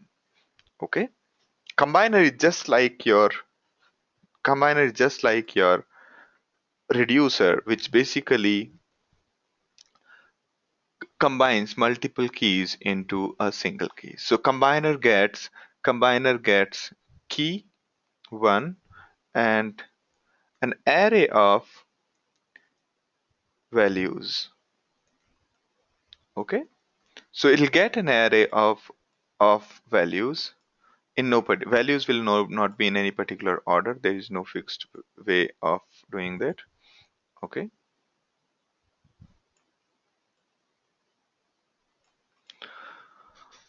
all right.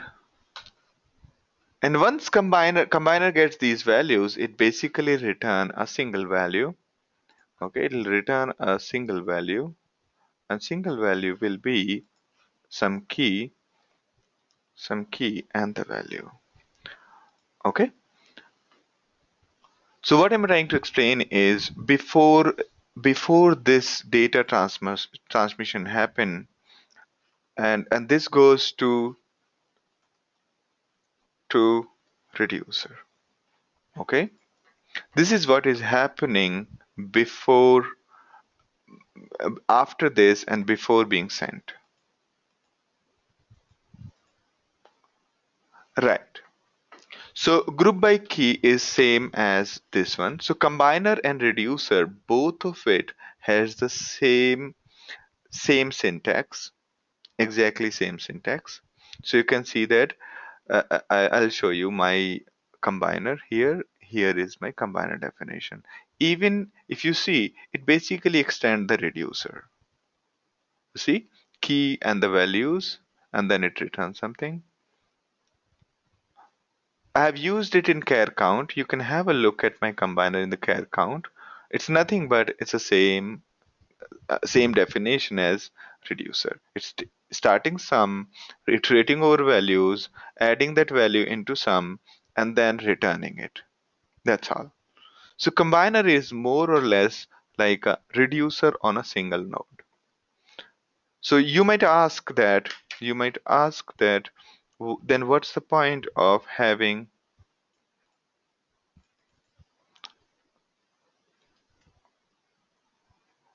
what's the point of having a reducer, another reducer when you have combiner?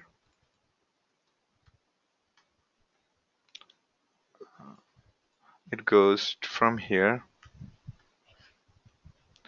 How do you change the size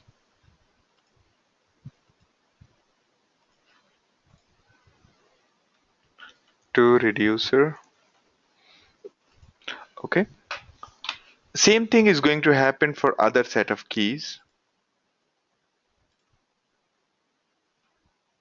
Correct. Thank you, Abhishek. So yeah.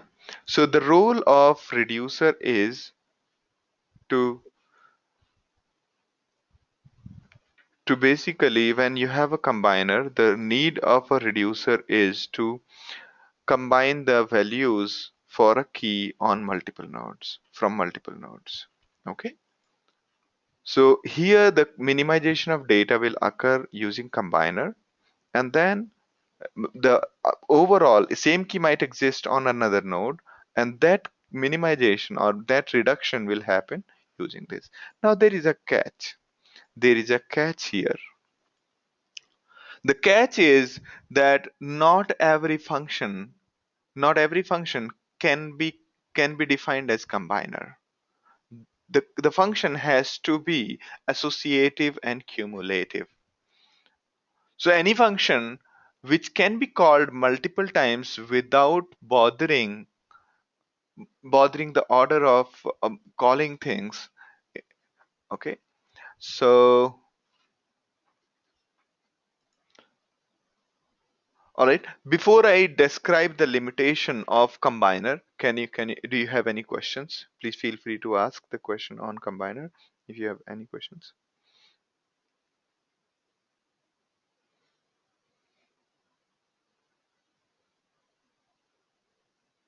No?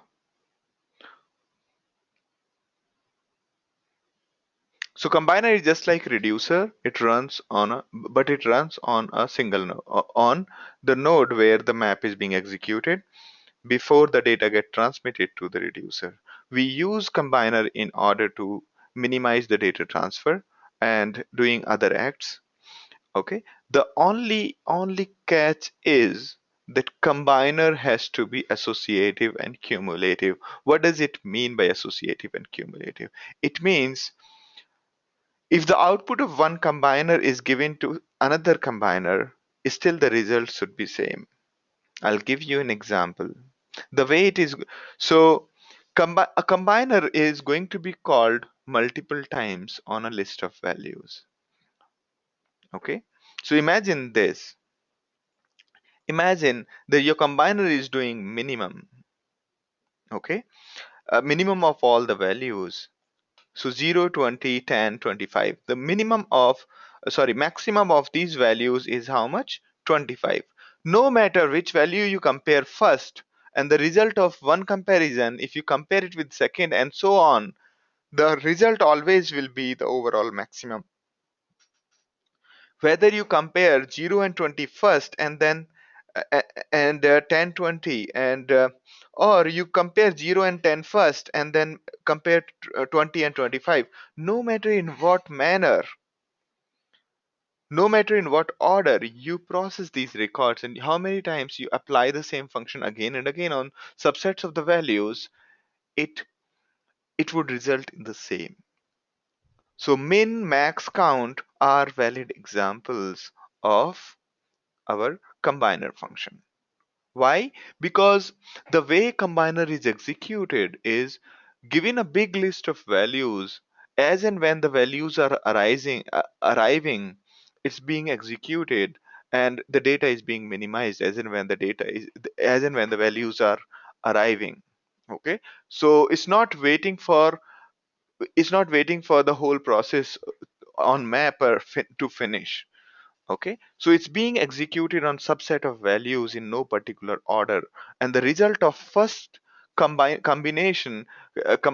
execution is being fed to the next combiner execution. Okay, so this is clear to you. Should I explain a little bit more? This is very important concept because everywhere in functional programming or in Apache Stream, Apache Storm, and Apache Spark, everywhere, the cumulative and associative functions such as combiner are very much utilized because these are the truly distributable function. When you have to process a lot of data, these kind of cumulative associative functions are truly distributable. So are you guys with me when I'm talking about combiners? So let's talk about, so do you think an average, so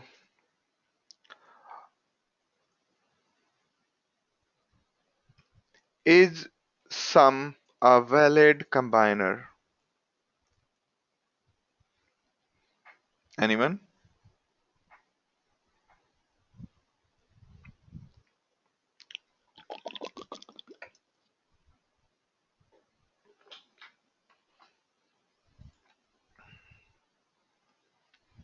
Okay.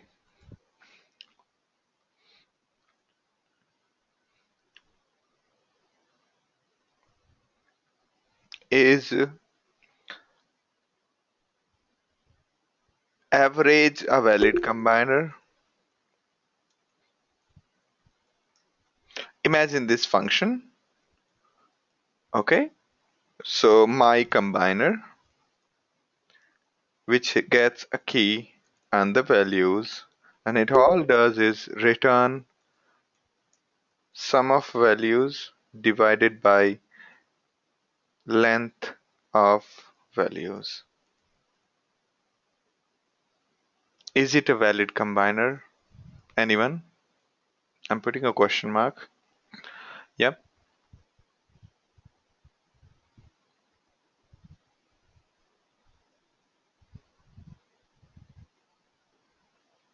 And can, yeah. So Abhishek says no. Aruna says no. Anybody else?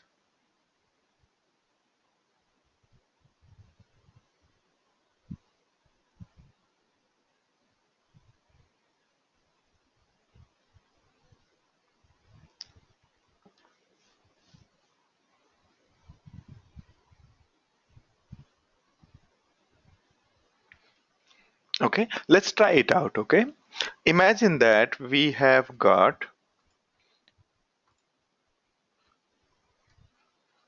okay, I have already saved it. So imagine that we have got three values, 1, 5, and 7. What is the average of these three values?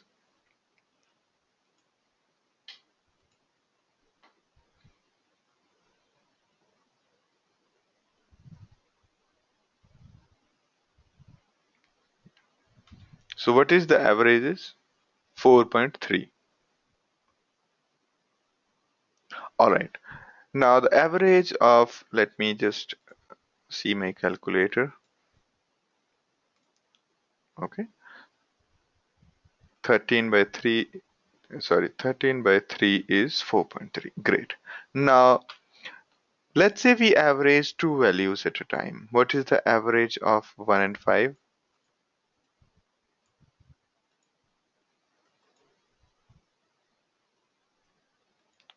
Okay. Now, what is the average of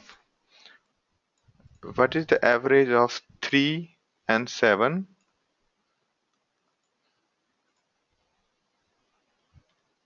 5. Correct? While the actual average is 4.3, this is completely wrong, right? This is the way basically the average function itself is not a good candidate for combiner.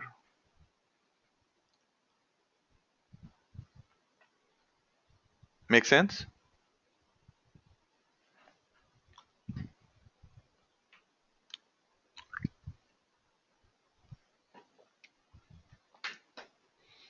So if you have to do average function, what will you do? If you have to have a combiner, have to combine things, and your overall objective is to compute average, what will you do?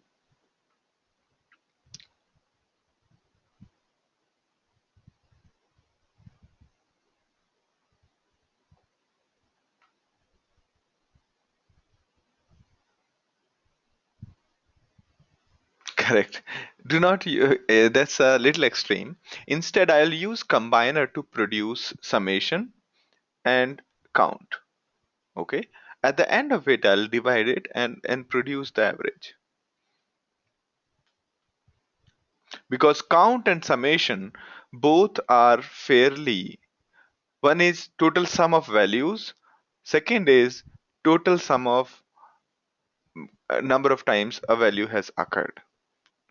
Both are summations essentially, and it's those are valid combiners. So it's basically I will let combiner produce how many times a key has occurred and what is the total sum of all the keys, all the values of a key.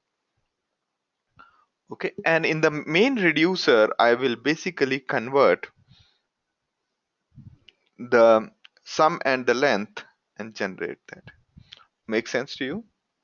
Now a little difficult question to all of you. Imagine that we have a function called my advanced combiner.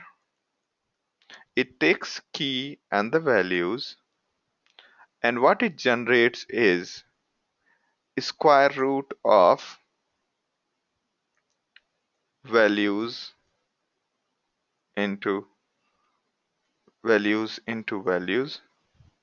Okay, value 1 into value 1 plus value 2 into value 2. So it is generating the summation of squares of all the values, square root of all the squares of summation of values. Is this a valid combiner? Anybody?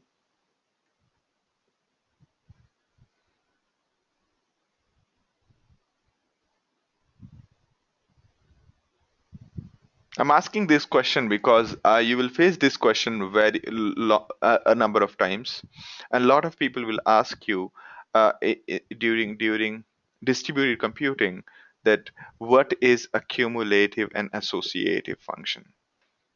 Okay, so question is the following function cumulative and associative?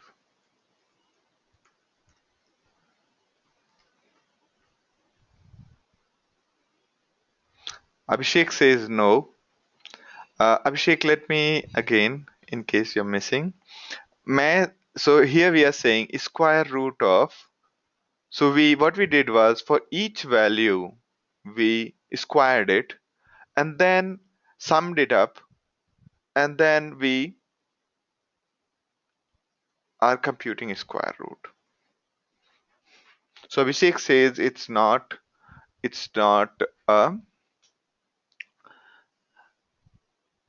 okay.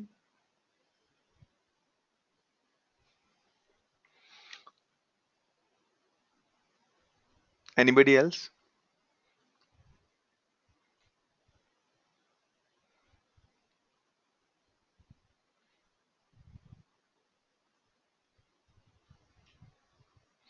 Okay, so only Aruna and Abhishek.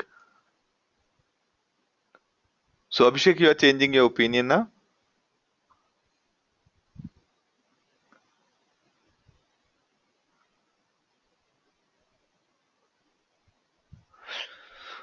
All right. So, okay, Vikas says no, it's not associative and cumulative.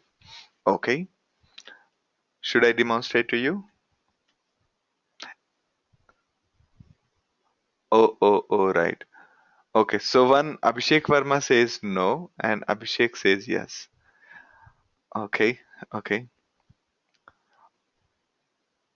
all right. Good. Now coming again. So the fact is it is actually cumulative and associative.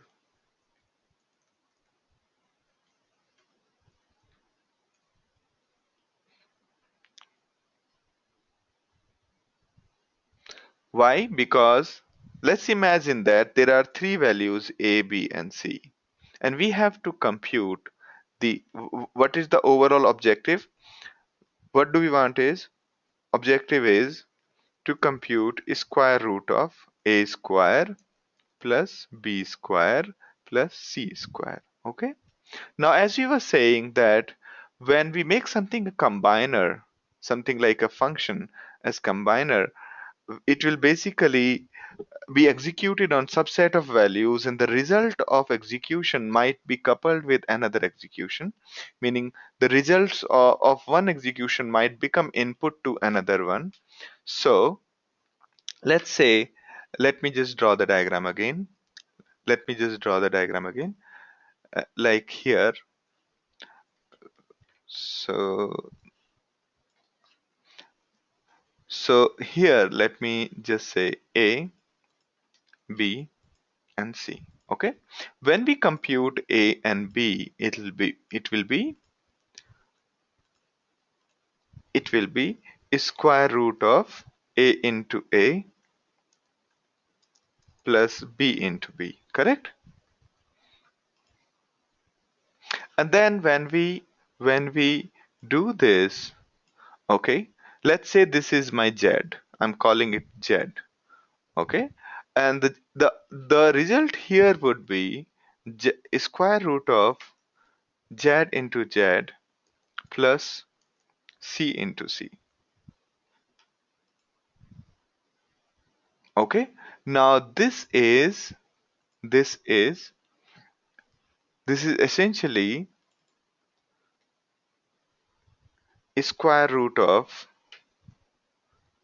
square root of that value into again the same one, okay, and plus C square, and therefore now you can see that it's essentially a square plus b square plus c square and the square root of this. How can I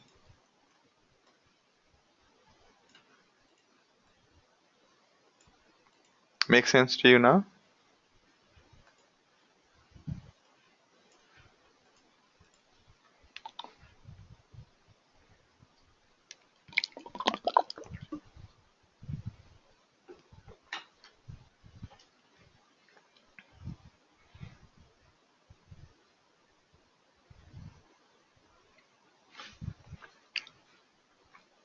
Are you convinced? Are you changing your opinion?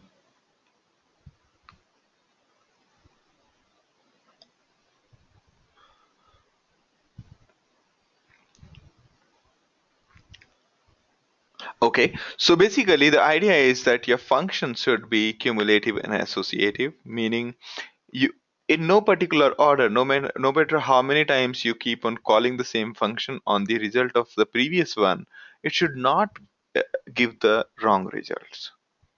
Okay, Aruna?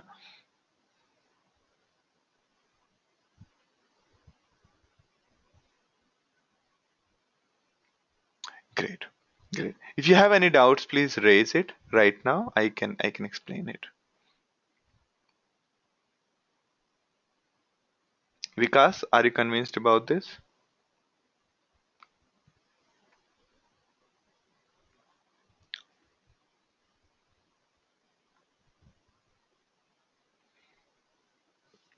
All right.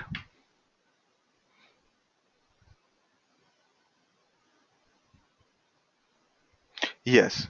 We can use a combiner, Aruna. So the result I was trying to show you is no matter how you call the function, no matter how you call the function, result is same. Okay.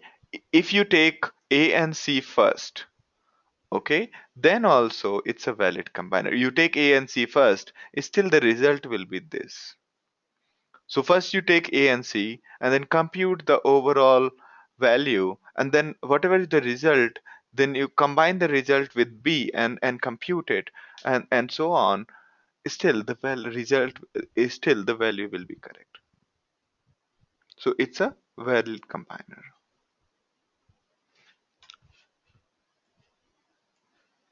Okay.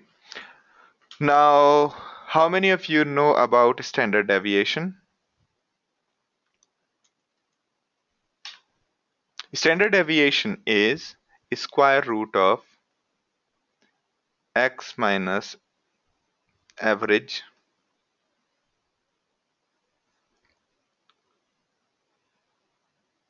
Okay, x1 minus average. So basically, find out this square. We basically sum it up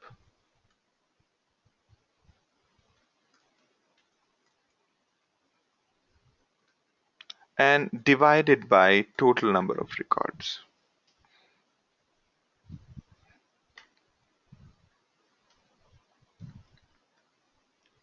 Okay.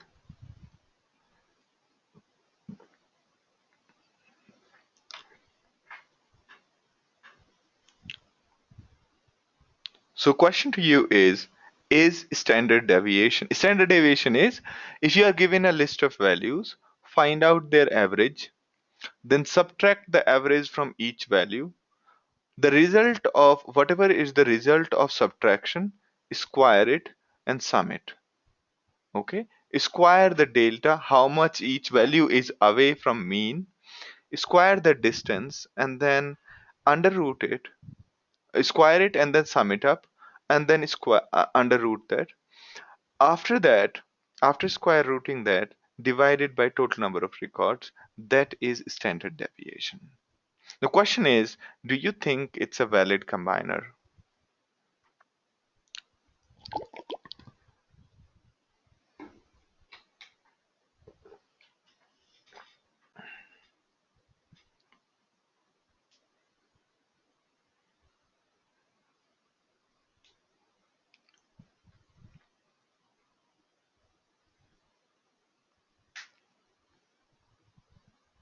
Average is a fixed value. We know it upfront, the average of all the values. Correct. It's not a valid combiner. Reason being, every time, just like average, it will also suffer from the same problem. All right. So this is a good exercise. So, okay. Now to specify combiner, you can simply have a look at the driver here. We have said set partitioner class is this, set combiner class is this, and number of reduced tasks is this. Okay. So have a look at there. Now let's talk about a bit about data locality optimization. What does it mean by data locality optimization?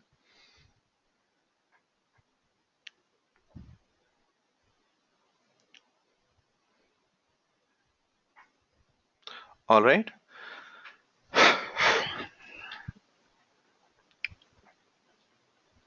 So in a data center, there could be many Almiras. Is everybody with me, or have you gone to sleep, or you have lost your interest?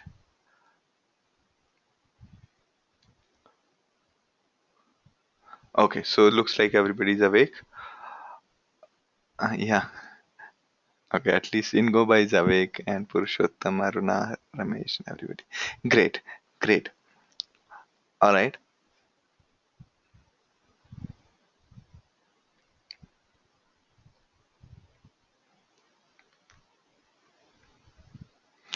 great. So everyone is awake. Great. Now, if you have any questions at this moment, so you can stop and ask. Nothing to worry. Okay. Not Do not worry that you will delay other people. There are chances that the doubts you have, other people would also be having the same doubt. It's just that they are not able to frame that doubt into words. Okay. No worries, Nitin.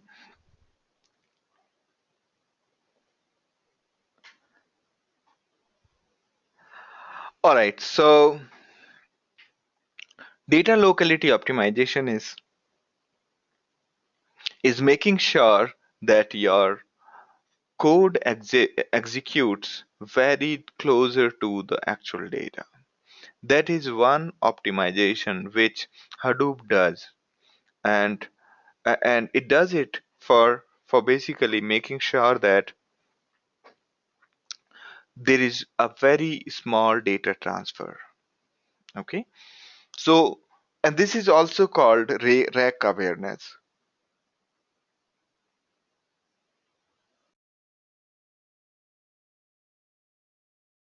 Okay, okay, so Hadoop knows about your machines. Basically, you inform Hadoop about your machines, and the way you configure it d- makes it possible to whatever way you configure it, that will influence how Hadoop decides what to execute where. Okay, so imagine that you have a data center containing these three racks, and each rack is having around 3 plus 3 plus 2, which is around 8 machines. Each rack is having 8 nodes. You can see that 1, 2, 3, 4, 5, 6, 7, 8 nodes.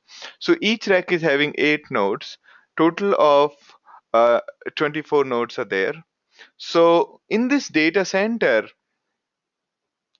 the best case scenario for the map task is A. Best case scenario for map reduce is A, where the data is also on the same node as the execution.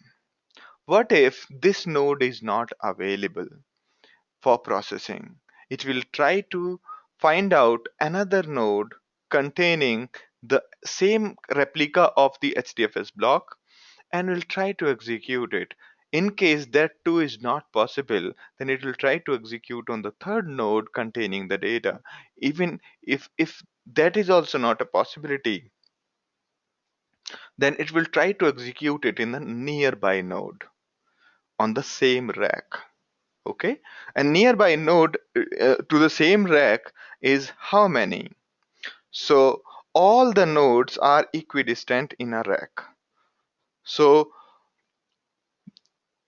in the first possibility, there are at least three possibilities of the first case. Okay, there are three possibilities because there are three replicas, correct? There are three replicas. So, and in the second case, the B case, the mm,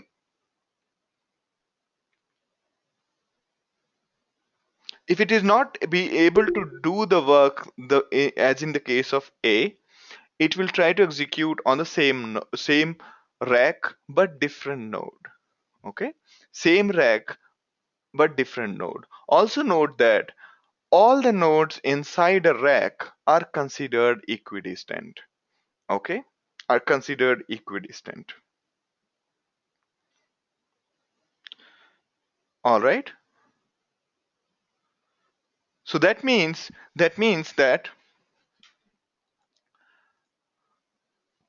let me try to discard it. And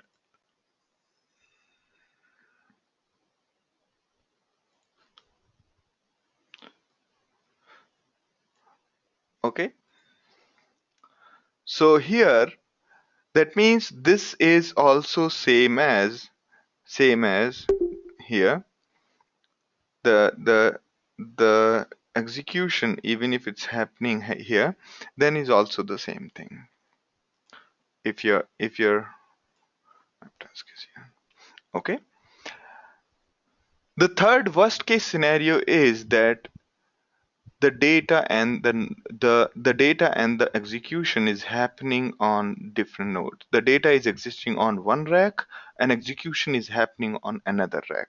The situation could be far more worse when data is in one data center and execution is happening in the another data center. That is strictly no from Hadoop. It's very in very rare scenarios that would happen. Okay. So this is basically this optimization of preferring A over B over C is called data locality optimization. Okay.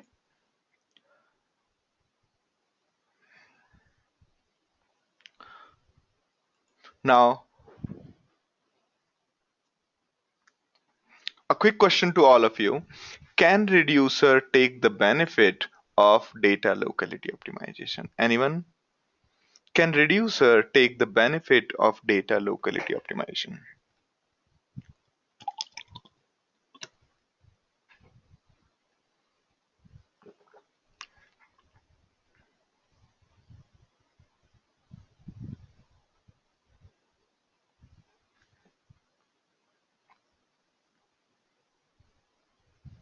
Yeah, default is one reducer. So even if there are multiple reducers,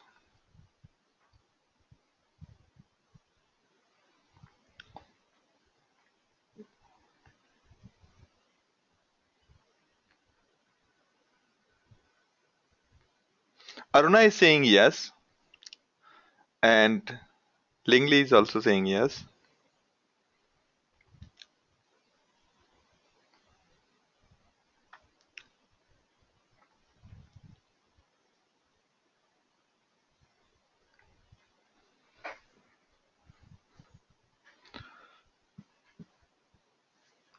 Okay.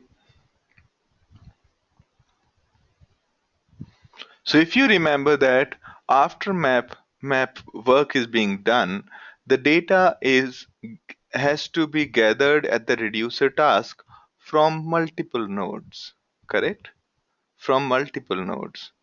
So inevitably the data has to be transferred. Therefore, reducer cannot take the benefit of data locality optimization.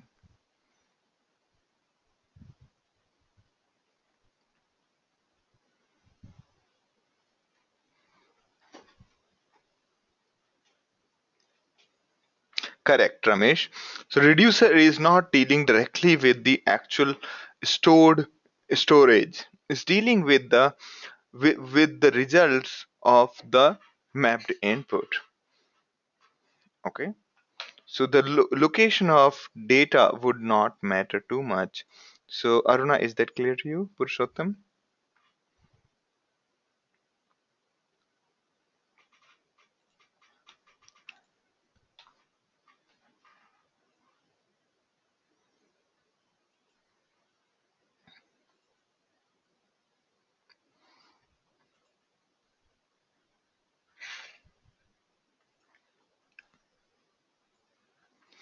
If you have to store a file with replication 3 on which all nodes, if will Hadoop store this file, these replicas, okay, of a particular block? Okay, so if you are storing a file and it has got only one block, on which all nodes will the replica of blocks be available? Anyone?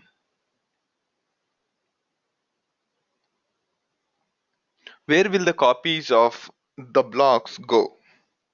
In which nodes? Definitely, all three copies will not be on the same node in any circumstances. They have to be on different nodes. They have to be on three different. If there are three copies in total, there will be three nodes participating in this.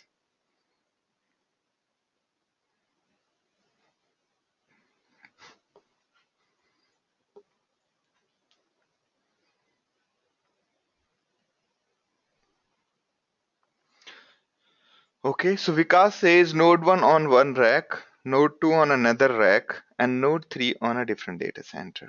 Okay, okay. So that's one way to, you know,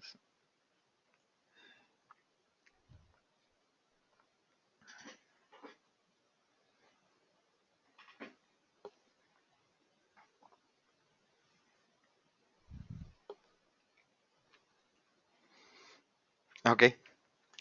So actually, it's so difficult question that even HDFS guys have been changing their answers every now and then. As in, between versions, they change this strategy. Okay, so do not feel bad in case you're not able to answer this, because the strategy is being changed. At least three times that strategy has been changed. Okay, because the answer lies in the two things. First, while copying the data, it should not take too much time to replicate. Also, in case reading of one no, one replica has failed, it should not be very difficult to recover it. Okay. Second, in case there is a fire, so it should be sufficiently close enough so that in case I could not access the data from one node, I should have another nearby node. Okay, it should not be distant enough such that if there is a fire in the same rack or in the same data center, it should we should not lose all the data. Okay, we should not lose all the data. Okay, now first one will be on the local node. Whenever we said Hadoop, CP and all, the first copy of that file went to the same node where we were executing this command. If that machine was also a data node, then that will happen. And second is on the same rack. Okay, and the third will be off the rack. It can be on another rack or it can be in another data center. So that's a current strategy which HDFS follows right now. And how does it know which is a rack, which is on a different rack or which is on a different data center?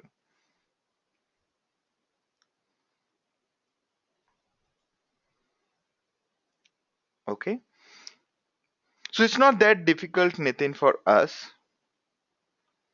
It's not so unlike most of other databases where the distance between one node and another node is measured in terms of ping times by measuring the heartbeats. Here it is hard coded by the developer. It is defined by the configuration. Thank you, Abhishek. And here, here the idea is that there is basically you represent each of your node as a file directory. Okay.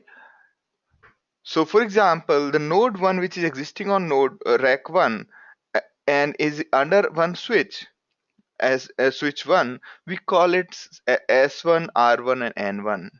If there is another node, we call it S1, R1, and N2, and similar is N3. Okay. So you can see that we have given a name in the form of folder structure. And when we have a folder structure kind of model, it's easy to form the tree out of the path names. And that's how it does. So basically, a script, you write a script and give it to Hadoop and what does the script do is, given an IP address, it returns a path. It returns this kind of a format, and on the basis of which the Hadoop deduces the whole topology. All right. So basically, this is also a part of rack awareness. Rack awareness means Hadoop understands your racks. Hadoop understands which nodes are in which rack. Okay. So there is a key called topology.script.file.name, and that's what decides the location of the file name. Location of this script, which converts an IP address into the folder structure. And the distance between one node and another node is computed as sum of the distances between the common ancestors. Okay, so the distance between same node, one node and itself is 0. One node and another node is 2. Okay, so you can see that the distance between n1 and n2 is 2. The distance between so again let me repeat. So the distances between one node and another node is computed as the sum of the distances from their parent node, okay, from their common ancestor. Like here you have these n1 and n2, their common ancestor is rack 1, so the distance between n1 and rack 1 is 1, n2 and rack 1 is 1, therefore 1 plus 1 is, that is the distance between node 1 and node 2. Similarly, the distance between node 1 and node 3 is 1, 2. The distance between node 1 and node 4 is 1, 2, 3, 4. All right?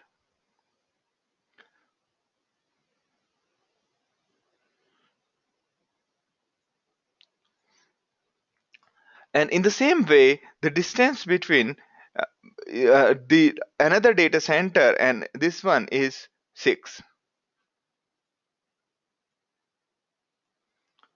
All right?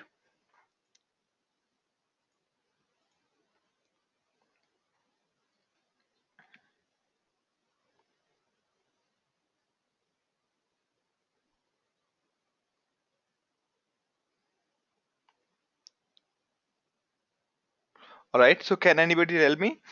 D1 in first data center on the first rack, the first node is how much between this? How much is the distance?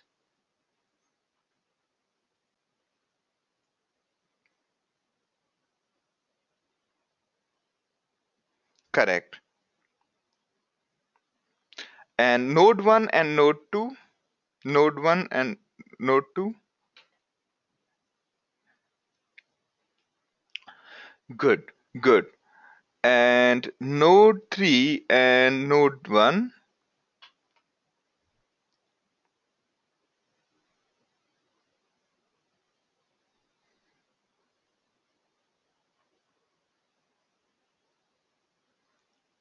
Correct. It's 4. And node 1 and node 4, it's actually written over there. Okay,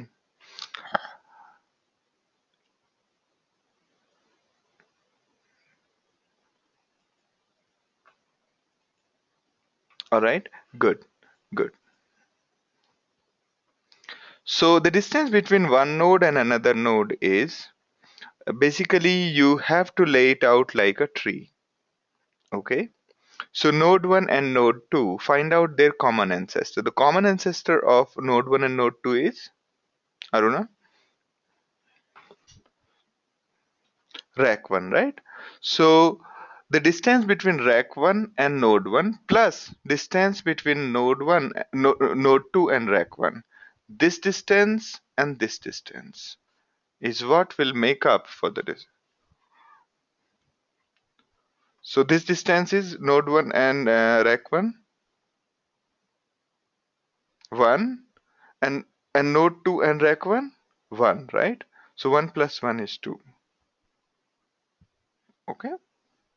It's a typical way of counting the distance between two nodes. All right?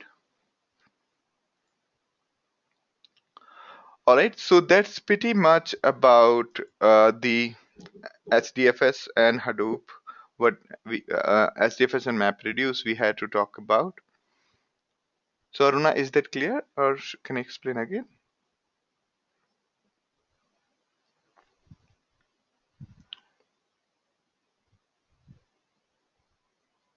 All right, great. So yeah, do you have any questions for me?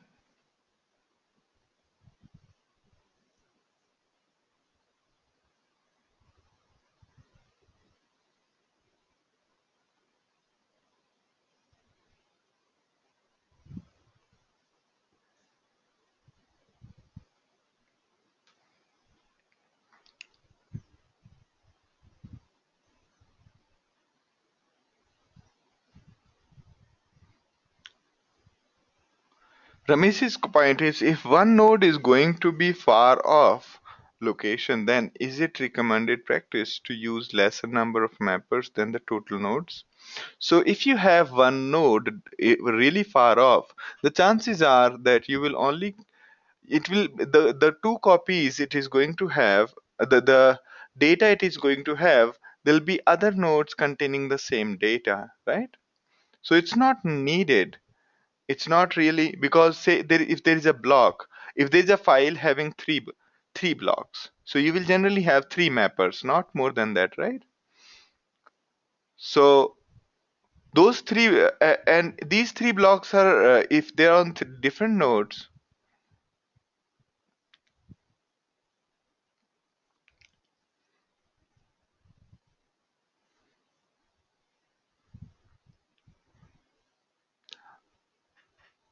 Okay, you should use three mappers only because if you have three blocks and these three blocks are on uh, I mean there are chances that the so generally the another data center one will be fairly ignored. Okay, reason being that when MapReduce is being called, it will try to first figure out which nodes are free and which nodes contain your data. Okay, and which nodes are nearby. Okay,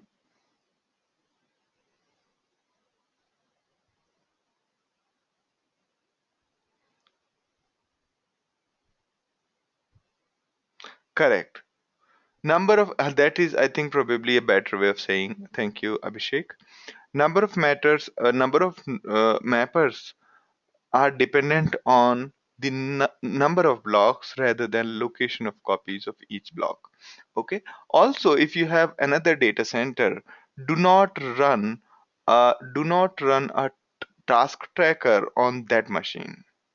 Okay, if you have another data center which is just to keep the backup copies of your data, okay, make sure that you increase the replication factor to maybe 4, and also and also make sure that you don't run the task tracker on the remote one. All right.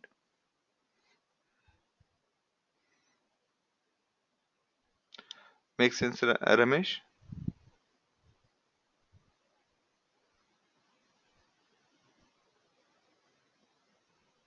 Now there was a question from Abhishek. Abhishek, let's draw a tree where there is a slash, under slash there is D1, under D1 there is R1, and so on, right? So if I have to draw it again, let me, can I delete it? Okay, show the sketch. And here, if I have to compute it, what will I do? So let me just go back to the question. So last one, D1, R1, N1. So the top one is, let's say, the way folder structure is represented, there is slash, there is D1, this is data center 1, this is rack 1, this is node 1. Now there is another data center, D2, and they are connected. These two data centers are connected by this switch. Okay, this is our switch which connects these two. All right, and we have got some rack X and we have got node 2. Okay, if you draw the, if you draw it that way, it'll look like this. This is the parent-child relationship. So if you have to go from node 1 to node 2, you have to go 1, 2, 3, 4, 5, 6. Make sense?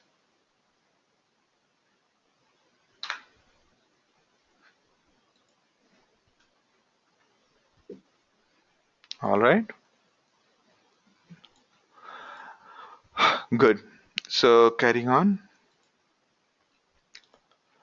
All right. So please submit these those subjective questions and the one where we want to handle sentence wise. Okay. Solve the problem by handling sentence wise and to find the top 5 suggestions after a particular word. Work upon that. Okay. And we'll okay. Tomorrow we'll discuss pig and pig Latin. All right.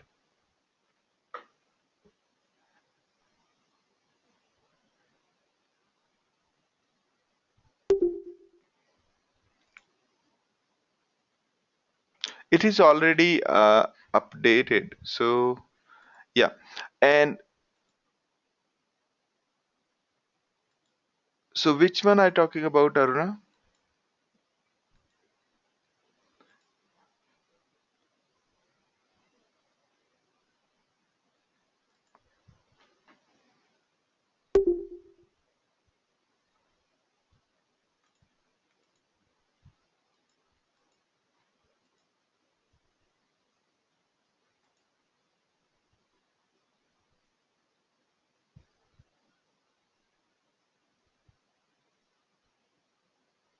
Uh, hey Vikas, I have actually sent you.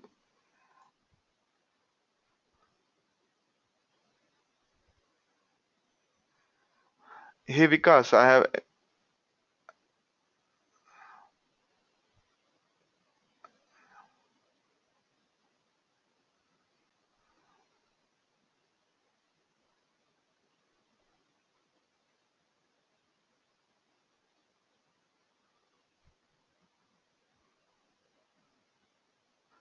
Yes, yes. It's basically for Anirudh, not for Nitin. Yeah.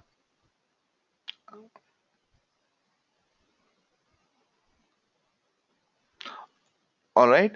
So no worries. And Aruna, the sample project is here. Okay. Sample project is here, and also another example is here in the session 4. Okay.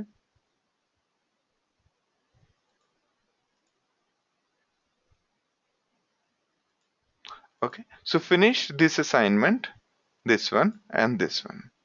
Okay, both of the one, and this should be good enough. Tomorrow we'll start with Pig and Pig Latin. All right. Have a great day. Bye bye.